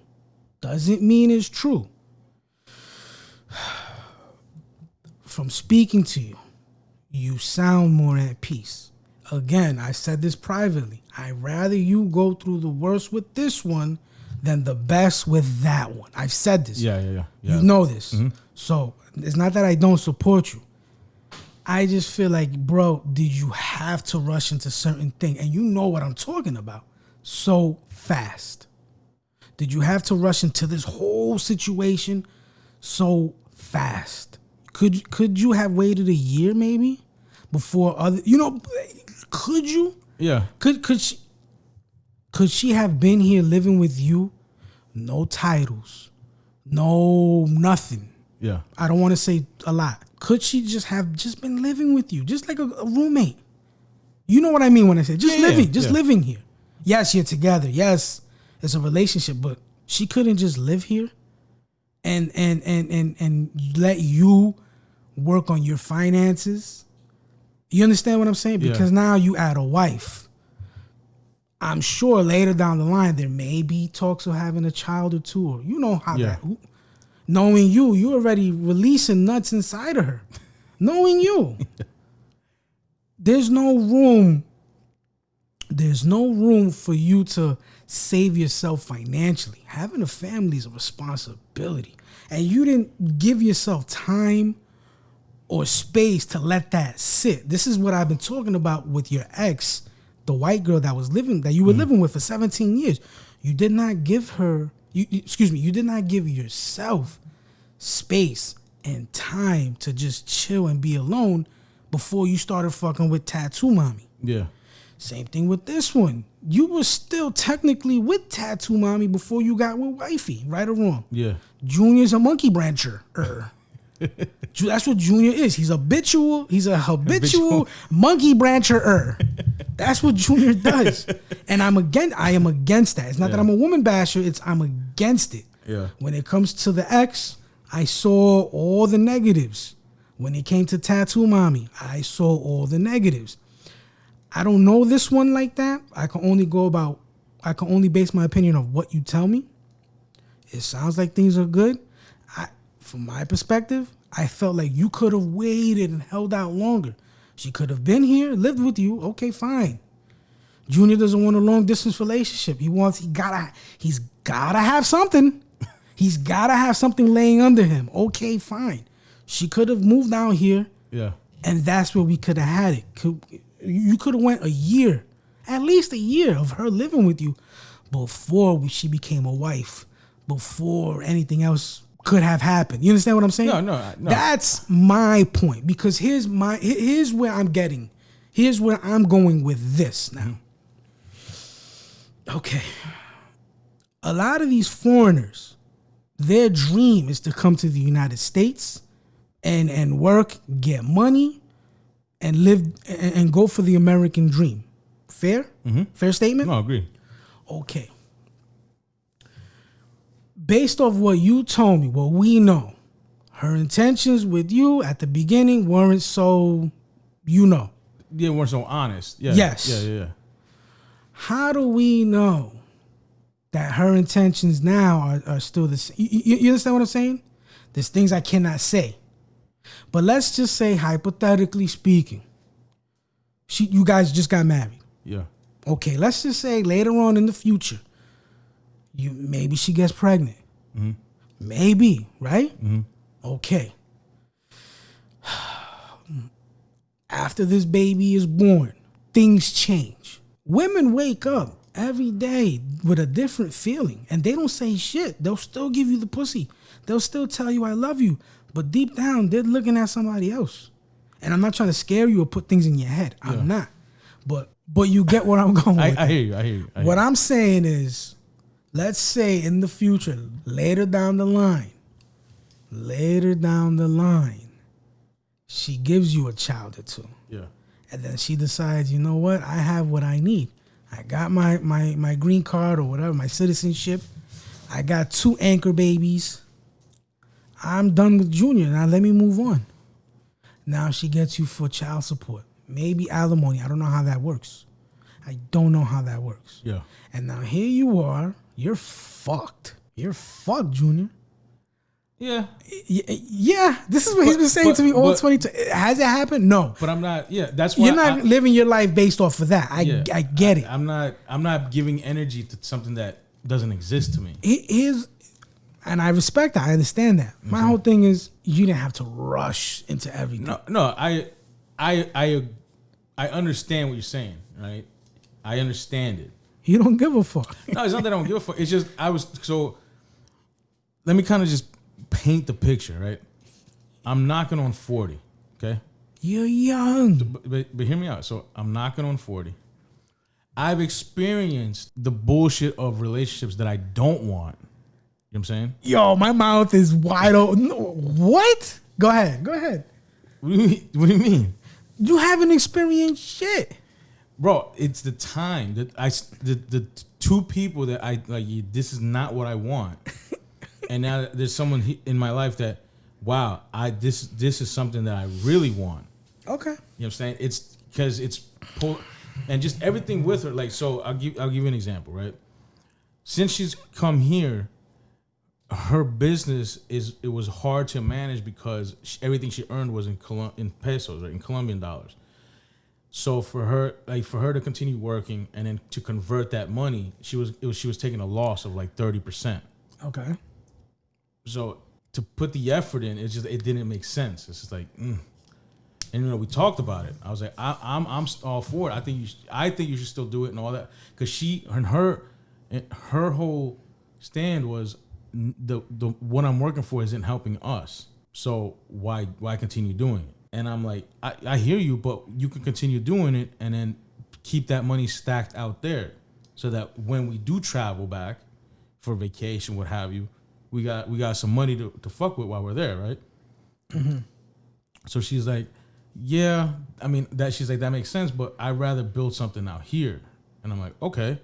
And I'm not gonna give it out. I'm gonna give it out like what she's doing, but she's already got that hustle mentality to make something happen here, to make money for us here. You know what I'm saying? Okay. Totally different, bro. 17 years with somebody that didn't have that drive to, hey, let me contribute some money to this relationship. You know what I'm saying? She was funded a check from the government monthly, but didn't do anything with it. She didn't do anything more. Like, you know what I'm saying? It's not like she could have done more to contribute more, but she didn't. It was all the weight was on me. Then with this year run, it was all me. It was, so I'm like, yeah, I don't want to say it in this way, but I don't want a bum bitch. Like, that's fine. You could say that. You know what I'm saying? That's all you deal with. And it's not, and it's like, we don't need to be equals, but just do something. Just do something to contribute was great. You know what I'm saying? And that's what she wants to do. So that's what she's on moving on now. So things like that, I'm like, man, this woman's just different. You know, she's just different. Okay. Again, like I said, this is me having months of built-in frustration. Yeah, no, I hear you. This man gave away primo dick. This man had the opportunity. You were up here. Yeah. For the listeners, my hand is high in the sky. You were up here. Yeah. And you gave it up to settle with some. And I'm not talking bad about her, but what I'm saying is the opportunity that you had. You were looking at the ultimate top tier, top G, Mac Daddy, and you just gave it away. You said, "Fuck it, I don't even want to go into the unknown. I don't even want to give it a second thought. I don't want to give myself a chance because I'm a top G right now." You may not have thought it, but you were at an elite level. All you had to do was have the strong mentality.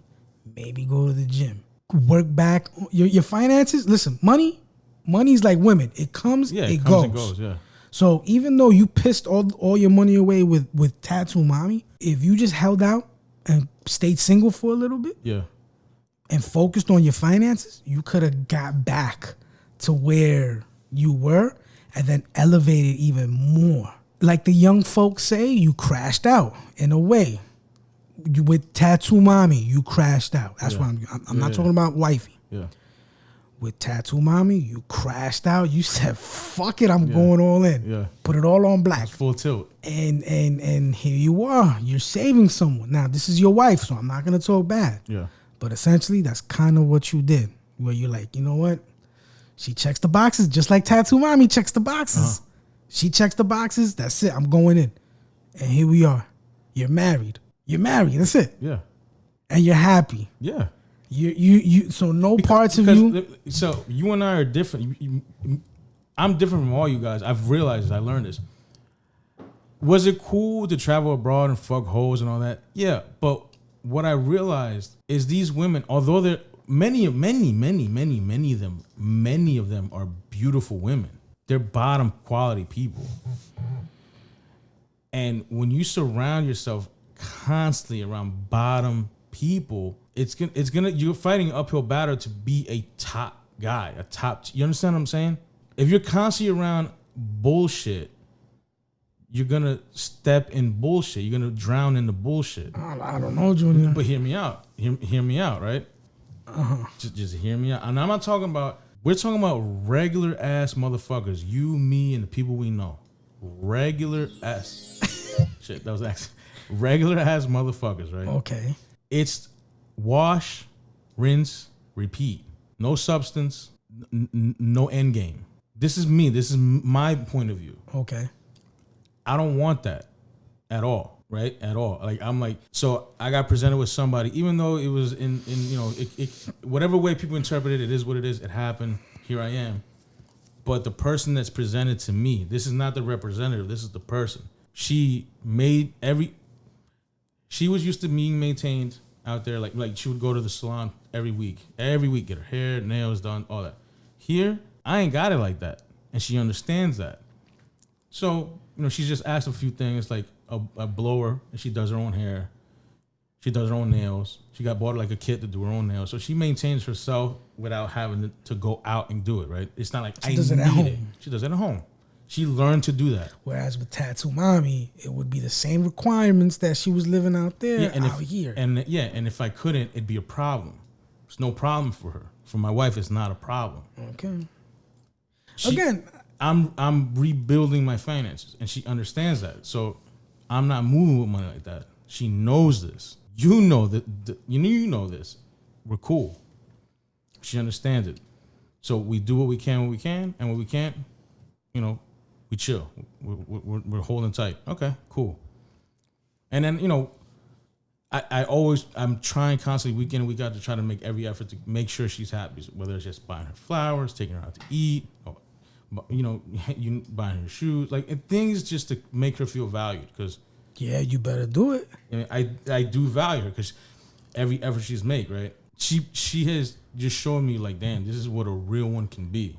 Because I'm not in the position that I was a year ago, right? I'm not out here I'm not homeless and I'm not on the streets, but I'm nowhere near in the position I was a year ago. So the person that she knew, the person that she heard about, to the person that I am, me as a man, she sees the quality, but the finances aren't there. It doesn't bother her. You know what I'm saying?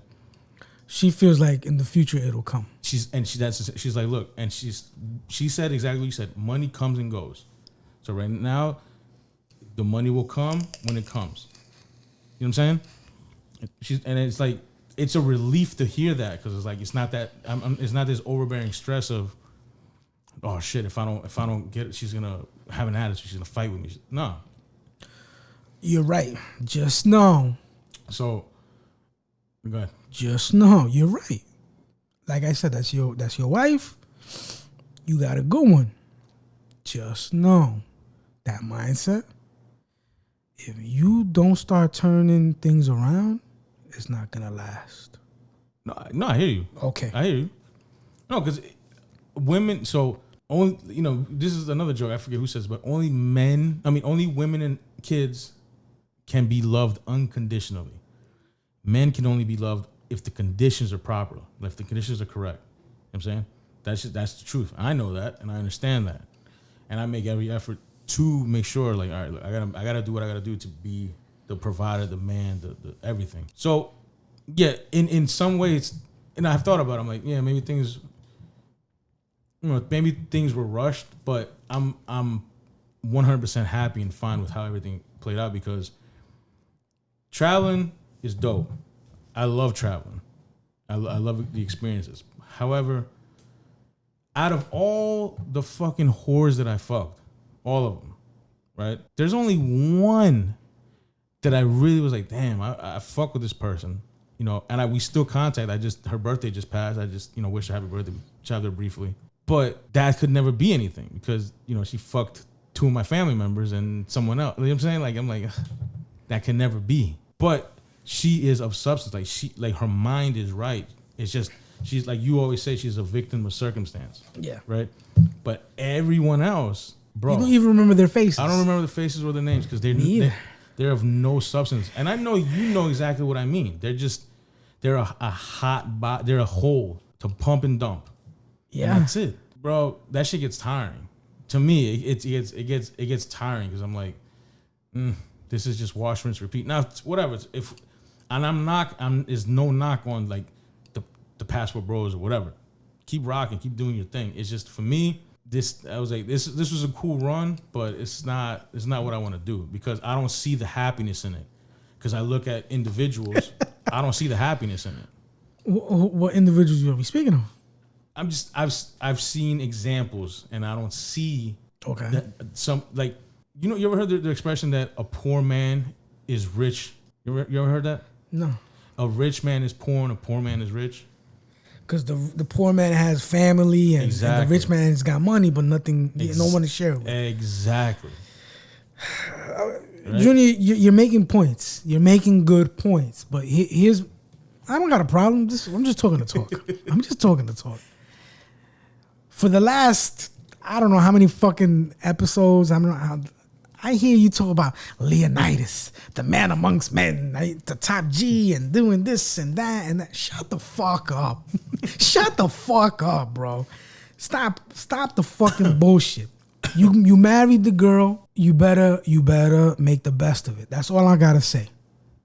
Agreed. You better man up and make the best of it. Yeah. So congratulations. Thank you. I hope it works out. Yeah, I do too. Nah, but I'm look at that. I hope in this whole tattoo mommy confusion and all the what was it? Your vision was blurred and you had your vision was clouded, your thoughts were clouded, your judgment was clouded. I hope you've made the right decision. At the end of the day, not me or your mother or anyone else can walk in your shoes. You have to wake up every day. You have to go to work. And you have to go home to this woman, her child. And you have to figure it out for yourself was it worth it? Yeah. Cha, cha, cha, cha, cha, cha, cha, cha, cha. So what I wanted to say just a little bit is, so once we come back, right? There's no coming back from this. No, I'm saying like once we came back in May, I'm telling you that because like I ghosted Tattoo Mommy, I didn't have that closure, air quotes, with her. She just kind of got thrown to the wind and like now she's in character building mode, right? Like damn. That you know of, yeah. That I know of. Like the whole brujeria or that bullshit. There was so much shit happening, dude, that I was like, yo, this has gotta be real. Because anything and everything that could have gone wrong went wrong. With Tattoo Mommy. Just in my life. You know what I'm saying? Like a big one is my car was completely dying on me. Right? It had never happened before. And this is how this shit was so crazy to me. One time we were driving down to Virginia to go see my mom. Matter of fact, this was in June, right? So we're out here for a good month, over a month, about 6 weeks or so. And my mom wants us to come down, so we're gonna go down and visit. We're driving down. It's raining. I'm talking about it's fucking pouring rain. And not even an hour into the drive, bro, my windshield wipers stopped working. I remember you told me this, yeah. Yo, it was fucking chaos because it was pouring. You don't know how bad it is to drive in rain when you don't have wipers. So I have to pull over, do some MacGyver shit. I take my laces, her laces, tie them up, and I'm fucking working the blades. And she's driving. And she's laughing at the situation. But in my heart of hearts, as a man, I felt like such a loser in that moment. I'm like, fuck, dude. This woman's not gonna put up with this. This is crazy. But she's laughing at it. She's laughing because like this is hilarious to her. She's laughing because she's like, yo, this motherfucker don't know. No, she's laughing because she's like, in the future it's gonna pay off. It's gonna fucking pay off. Hang in there, sister. Hang in there. So I'm like, these are stories I just want to tell. So in the moment, I felt like such a fucking loser. I'm like, damn, this is crazy. And then she's laughing and she's like, look, we're going to laugh at this. Sometime in the future, we're going to laugh at this moment. So don't worry about it. We get down to VA. My mom, I show my mom, because I recorded, I'm doing it. She's recording the video just to capture the moment. I don't know for what, but she did. And then she showed my mom. My mom was like, oh my God, this and that. And then she's like, you need another car. I'm like, yeah, I ain't got the money for another car. So this is the one I got to rock with. So we take it, whatever. Tried to get the blades fixed, couldn't get it fixed. So my mom was just like, no, we got to get you another car. So she's like, I'm going to co-assign for you. Let's go get another car now. Great. That lifted my spirits so much, right? Now, I'm saying all this because it's a run of bad shit, dude. We go to Toyota. I get a brand new Corolla, 2024. I'm so happy about it, right? I got the car. June 17th is when I got it. It was like a Saturday. I go to work, driving to work, proud of my new shit. Boom. The following Friday, which is June 24th, I'm at work like normal. It's like 7:20. I leave at 8:30 in the morning.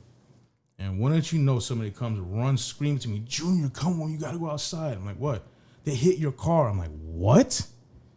Bro, I go outside and a tractor trailer smashed my shit in. 6 days old. I couldn't believe it. I could not fucking believe it, dude. Mm-hmm. And in the location where I'm parked, it was nearly impossible. I think I showed you the video, right? Yeah, you showed me the pictures. I saw pictures. Did I show you the video? I think so. I gotta show. If I haven't, I gotta show you. Where I was parked, it was what I thought was nearly impossible to get hit, because I was protected by a drop trailer and a high beam. Like, it was surrounded by industrial equipment. So I was like, yeah, I'm good. Nope. It fucking happened. Mm-hmm. Fast forward. So now I gotta put the car in the shop. I gotta get the beater, get it fixed, and whatever. In June, later in the same month, I have some medical things going on, so I went to get a MRI. Why? So I had an injury, so I'm dealing with like some neck pain and stuff. But it's I don't want to say it's severe, but it's definitely something that I gotta treat. I have to get it corrected. So I got an MRI scan. Then in the MRI scan, they find a nodule in my thyroid. All right. So they're like, hey, look, you should go get checked out by your primary. Cool. I go to my primary, tell them what's up. She's like, all right, let's send you for ultrasound, get that done. Comes back, sure enough, yep, it's a 4.1 centimeter nodule. It's fucking big. It's like bigger than a golf ball. That's, all right. She's like, yeah, we need to get a biopsy on this. All right, fair enough. Fast forward, biopsy, get a biopsy. When I got a biopsy right at the end of July, Anyway, I got a biopsy done. Uh-huh. Took a while for the results to come back. Results came back. When did you fucking know that it's positive for it? So it tested positive, and it's 70% for the possibility of cancer. So I'm like, great, this is fucking dope. Yeah, that's not funny. No, it's not funny. But this is the reality. This is what I'm working with. So there's a lot that's happened. Obviously, traveling, marriage, medical shit. I just haven't. This hasn't been a priority for me. Have you seen Wolverine and Deadpool? No, I haven't. Oh my God! Then you wouldn't. I'm waiting for it to hit Disney Plus. For those listening that have watched the movie, Junior is our anchor being, because this is fucking nuts, bro. Junior has to be our anchor being. All right. Go ahead.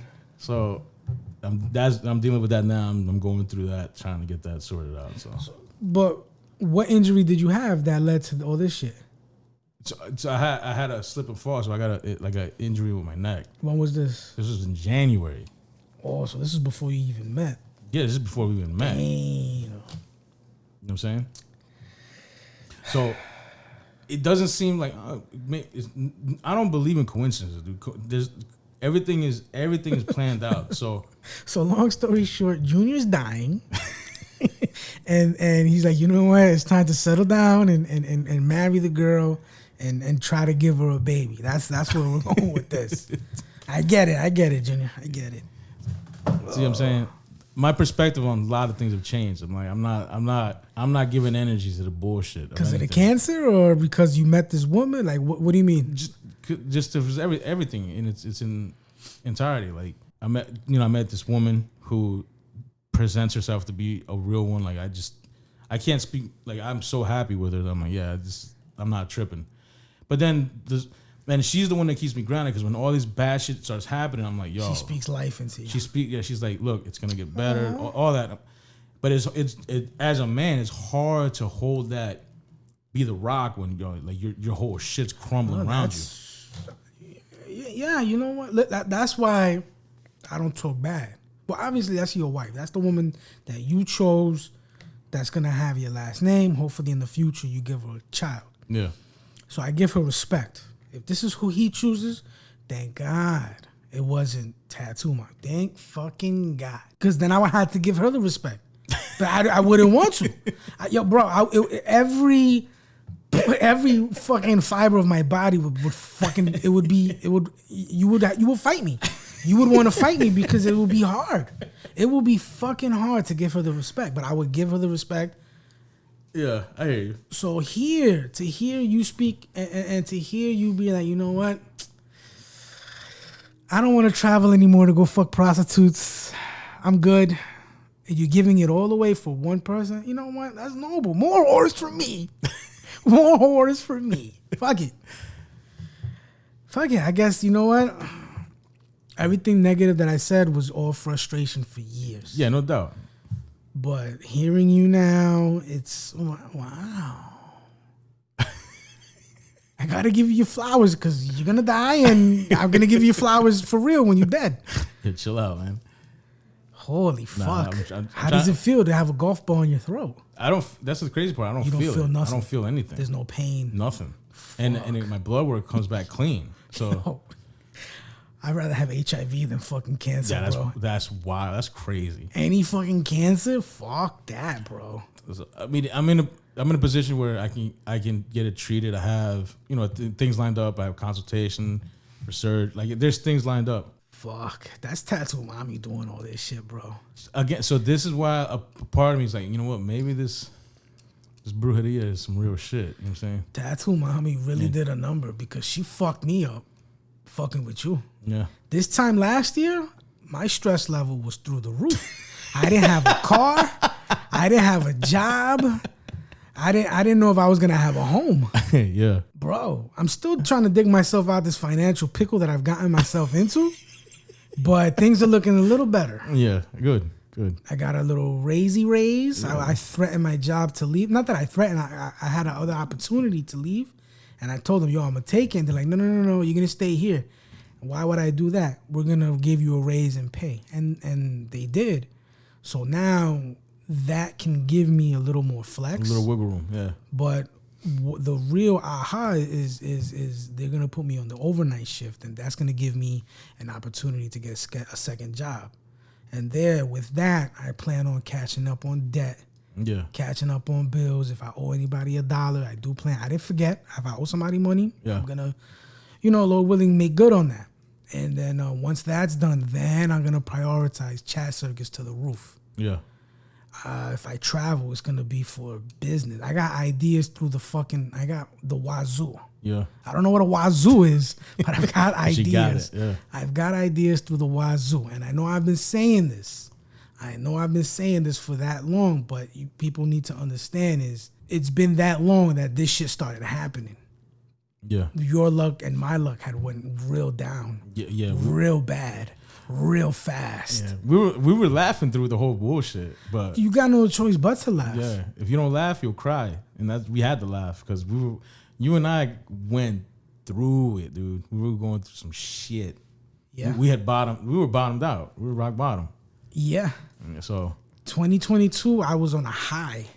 2023, halfway through 2023 is when things started to fuck off for me. Yeah. When we spent, what was it, Thanksgiving or Christmas? At that Golden Corral? Yeah, that's when we were like, damn. It's like a year ago, we were in Golden Corral. It's crazy how time flies, bro. Yeah, I know. Time flies. Only me could in 1 year do all this. I'm scared. Fuck. I'm scared. Oof. So.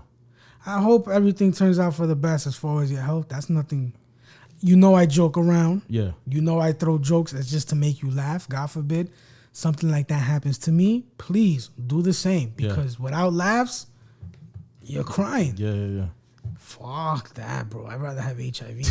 Yo, for real. Than any kind of cancer. I don't give a fuck if it's cancer in my fingernail. Fuck that. Yeah, so I got things I gotta do. So again, that's why this hasn't been a focus, and it won't be for a minute because I gotta get right. Yeah, I gotta get my shit right. So good. At least you're not alone. Some people can't handle being alone. Some people can. I don't think you can. No, I can't. I don't think you can. Like 17 years with that same woman. It wasn't just because you loved her, it's because you didn't want to be alone, bro. That's what it was. Yeah. There's a big part of that. I don't know why that is, and but that's just what it is. You know what I'm saying? Like you've been alone how long? Going on 9 years now. Yeah. 9 years. Like I know my sister's been alone for a minute. Your brother's been alone for how long? That you know of? I don't fucking know, bro. Like 10 years. Probably, I don't know. Mm-hmm. Honestly, I don't know. I can't do that. Fuck no. Can't do it. I just can't. It's peaceful. It does get lonely, like I said. One thing I would say, like, I'm definitely sure that there's peace, but the silence. You know what I think it is for you also? I'm going to say this, bro. You live in butt-fuck Philadelphia. Where you live is nice. The building itself is beautiful. The neighborhood, from what I saw, it was nice. It's not Kensington. Yeah. It's what, North Philly? Northeast, yeah. It's one of these places where it's not like New York where you got to drive everywhere.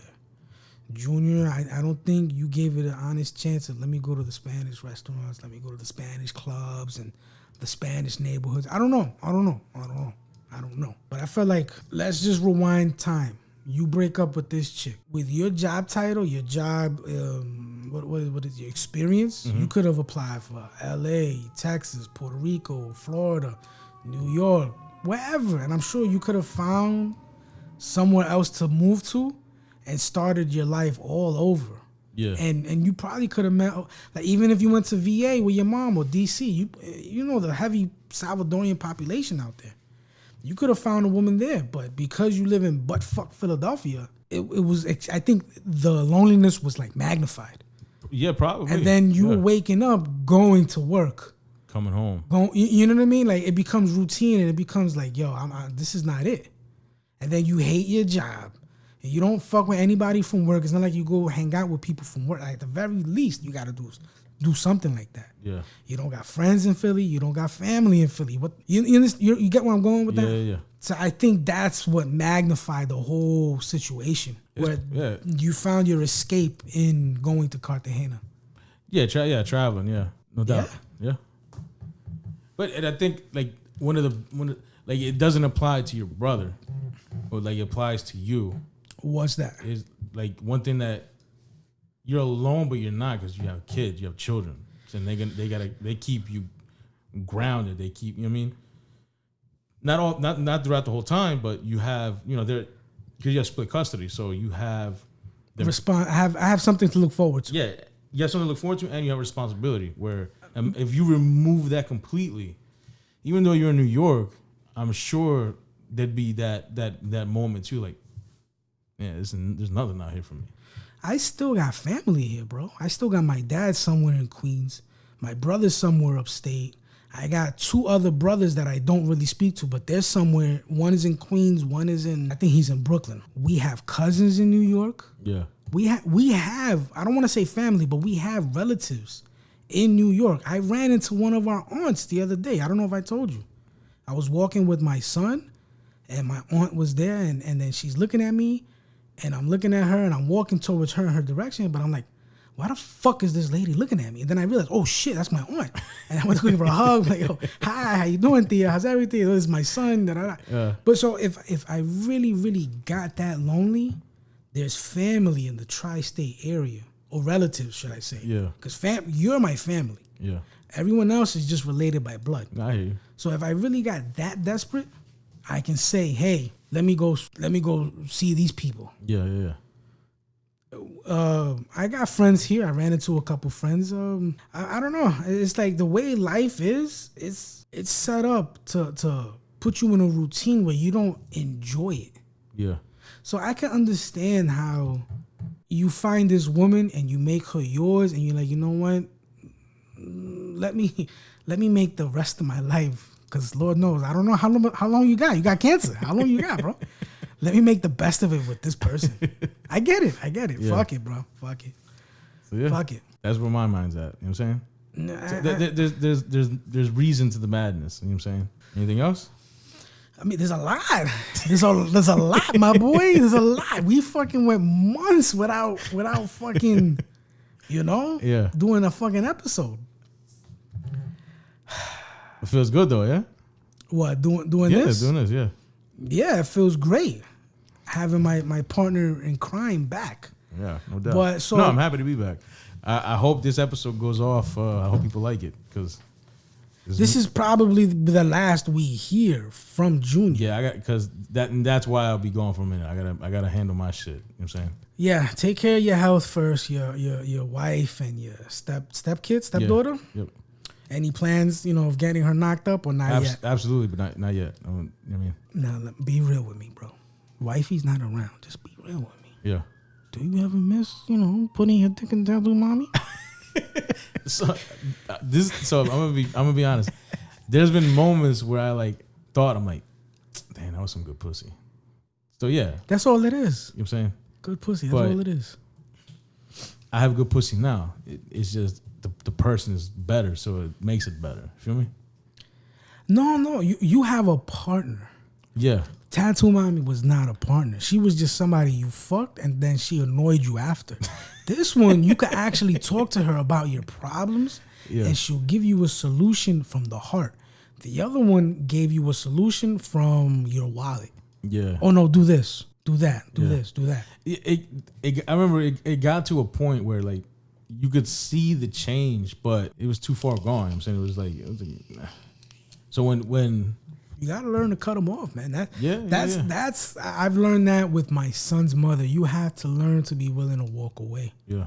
So now with you can't just do that. You gotta sign contracts and shit. Yeah. I don't know how that works. I don't know what you did, but that's what you gotta do. You're a big boy. You did some big boy shit. Yeah. That's some big boy shit. It's not just nutting inside. You signed a contract like, yo, you're from now on, you're the official bitch that I nut in. Like that's wow. That's mine. I'm good with it though. You know what I'm saying? I'm good. I made peace with it. I'm good with it. Oh, fuck. You know what I'm saying? That's good. This guy, so you fucked before you came to New York. You fucked your wife before you came to New York. Yeah. Well, you looking at me like you don't know. I didn't understand what you meant. Okay, you ready for this? Yeah. The last time I had sex, take a guess. Don't say it was Genu. No. Genu was November of 23, if I'm not mistaken. I don't remember. The last time I had sex was July of this year. Dang. July, bro. What's that? July, August? 4 months. Your nuts are fat right now. No, I'm jerking. I'm milking my shit, boy. I'm milking my shit, bro. I'm milking it. You gotta find yourself a little hood rat that you can dump into around. I had one, but she moved far away, and I don't have a car no more. I got rid of my car. Yeah. I don't have a car. I said let me eliminate some unnecessary bills at the moment. If I could eliminate child support, you're close to having one off. You got your son's turning how old? 9? He'll be 9, Lord willing, Christmas Eve. So you got 9 years to go. I got about 9 at minimum. If I could get his ass in the army or some shit, oh fuck. So if my daughter joins the Navy, then that's what I'm looking at. Like, yo, I cut child support short. Yeah. I'm gonna get fucking drunk if she signs the contract. Celebrate? Fuck yeah, bro. Hell yeah. The other day I went to Sanctuary City. My man, it's fucking police everywhere, bro. Mayor Eric Adams, you fucking broke my heart. in Genu, in the episode Sanctuary City, we were thanking him. Yeah. Now, this cocksucker has the nerve to get caught in some bullshit. I don't know what it was. I think he's a fall guy, but the FBI or something, they were investigating his whole... Oh, shit, bro. Yeah, you don't watch... Well, you're in Philly. It doesn't matter. I don't care about it. So, I don't know if he got arrested. I don't know if he's still the mayor of New York, but they've been doing an investigation. I think it's all because he went to, I don't know if it was Ecuador or some shit, and he was trying to stop the border because the whole shit, they were busing immigrants to New York. So I don't know. I think that's what they're doing. They're fucking with him, or maybe he did some illegal under the table shit that it caught up. But whatever's going on, he's trying to save face, and he's shutting down these brothels, and he's shutting them down, bro. And I went to Sanctuary City. I didn't go for that. I just went to go get something to eat. And get a coffee. I had a day to myself. I said, let me go get some tacos and let me just walk around and see the area. My man, on TikTok, on Instagram, you see these women out there standing. It was police standing. Like, it looked like the police were waiting for dates. I was like, yo, what the fuck is going on here? That's crazy. That's all for show, though, man. Once the elections are over, it'll go back to the bullshit. But like I said, Junior is going to be, I don't know, due to his health, his newfound family, I don't know what's going to happen with Junior. Yeah. So the show is going to be back to me. So for the listeners, I am going to have swag back on. I also thought about Junior. Junior, you live near Kensington. We spoke about this before. Yeah. When you're not doing shit, grab your microphone. Go to not Sanctuary City. Go to Zombieland and interview some crackheads. We did good with Nana and Jessica, right? Yeah. If you want, you can take a trip to Zombieland and try to do some interviews. I don't think you're gonna do it. I don't think you're gonna do it, but that's something to consider. Like, it's like that. Yeah, no doubt. You're still in the loop, giving me some type of content. Yeah, that's something to think about. If anything, I mean, you can come on a trip to me and we could do it together. I could do that too, yeah. So that could be the thing. We'll figure it out, man. I'll find a way to get back on. It's just I gotta do my shit, deal with me. So once that's done, I'll be straight. Wow, it's like I'm saying goodbye. It's like I'm saying goodbye, man. Nah, it ain't a goodbye. It's just I'll see you later. See you later. Nah. Hey. What's that from? The Remember the Titans? I don't fucking know, but it's a chant. If I knew how, I would give you what's that shit that The Rock does? A haku? Is that what it's called? A haku? The haka. What a haku, eh? Yo, you know that bitch? Yo, she went viral with that, and now she has her own podcast called Talk to Her. It's a clever fucking name. I'll give her that. But it's nuts, man. That's what you need. You need to pop off and go viral in something. Yeah. And then plug this shit. That's how I wanted to do the reaction videos. Remember when I was so into doing it? Yeah. That was my kind of like avenue. I wanted to do the reaction videos, have one pop off or maybe a few, and then spark enough interest where people are clicking the link in bio and it's like, oh shit, he's got a podcast, and then boom. That was my whole thing. Yeah. What are you gonna do? Yeah, you got to figure it out, man. There's got to be a clever way to market the show that can go viral. So you're leaving me like that, like I left the other podcast. You're leaving me, motherfucker. Nah, he's flat leaving me. No, I'm not leaving. I'm saying that I will be back. It's just I got things to do. You know what I'm saying? But it's not the same no more. There's it's more. It's not the same. There's no more whores to talk about. It's just I'm a stepdad. I got a wife. I can talk about I'm no longer Leonidas. I'm not the top G. I can talk about the whores. I just can't partake of the whores. You know what I'm saying? I'm not a lion in the jungle. I'm a lion in the zoo. That's the type of stuff we're gonna hear from Junior. It's done. It's over, bro. Unless unless you guys are going through a breakup and it's like, yo, fuck this bitch. I'm going in. Let's go find some fucking whores. Then we're gonna get Junior back. Nah. I think you need this. The wife. Yeah. I think you need that because you being single is not good. Nah, it's too chaotic. It's not I'm good. unhinged. Junior's always on go. Yeah, I'm fucking unhinged. I need this to be grounded. You know what I'm saying? And I mean that's where I find myself like saying like God works in mysterious ways because I mean like, and I remember we were talking about this and I told you I was like, bro, everything had to happen the way it happened for us to meet because if it didn't, we would have never met. You know what I'm saying? So it's a fucked up way, but everything had to go down the way it went down for this to happen, for me to be where I'm at now. I guess so, man. At the end of the day, it's your life, bro. Yeah. At the end of the day, is you walking this path. Yeah. Fucking Junior, bro. Fucking Junior. This is the last I see you. You know that, right? You know that. This is the last I see you. When am I see you? Yeah, I mean, it'll be a while. Yeah. It'll be a while. When, I don't know, but it'll definitely be a while. Well, I hope you give the circus an ear here and there. Yeah, I'll let you know when I post an episode, whenever that is, and then hopefully it's different. I don't know. Yeah. Is that all, Junior? Is that before you go? Is there anything you want to say to the listeners? This is your chance to give them, I don't know, grace. Thank you. Nah, I'm happy you guys listen. I'm hope you enjoyed the bullshit. I feel like finally I can be settled where I'm not fucking wilding out. But then again, it's me, so I don't fucking know. You know what I'm saying? Right now I'm in a spot where I'm good. I'm happy. I'm at peace. You know the Lord of the Rings? Yeah. At the end of the third movie? Yeah. Where the hobbits had to part ways and Frodo goes away on the magical boat. That's you right now. He's going away on the fucking magical boat with the wizards and the elves. He's leaving Earth, bro. That's it. It's done. And there's people are just watching him. And the people just like, yo, where the fuck is this guy going? Why is he leaving? The ring bearer. Yeah. This guy really is the ring bearer. And he's leaving us, boys. Well, Junior, thank you for everything. I hope you do come back. I hope in the future, if there's time for you to come back, I will definitely have you. I appreciate everything you've done for us. We love you. Thank you, and good luck. All right, no doubt.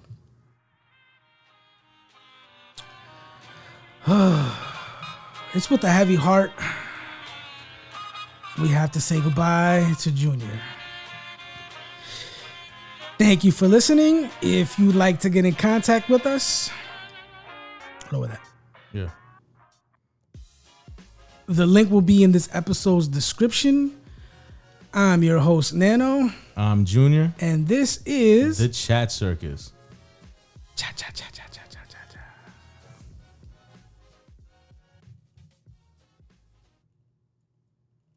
Shout out to the babysitter.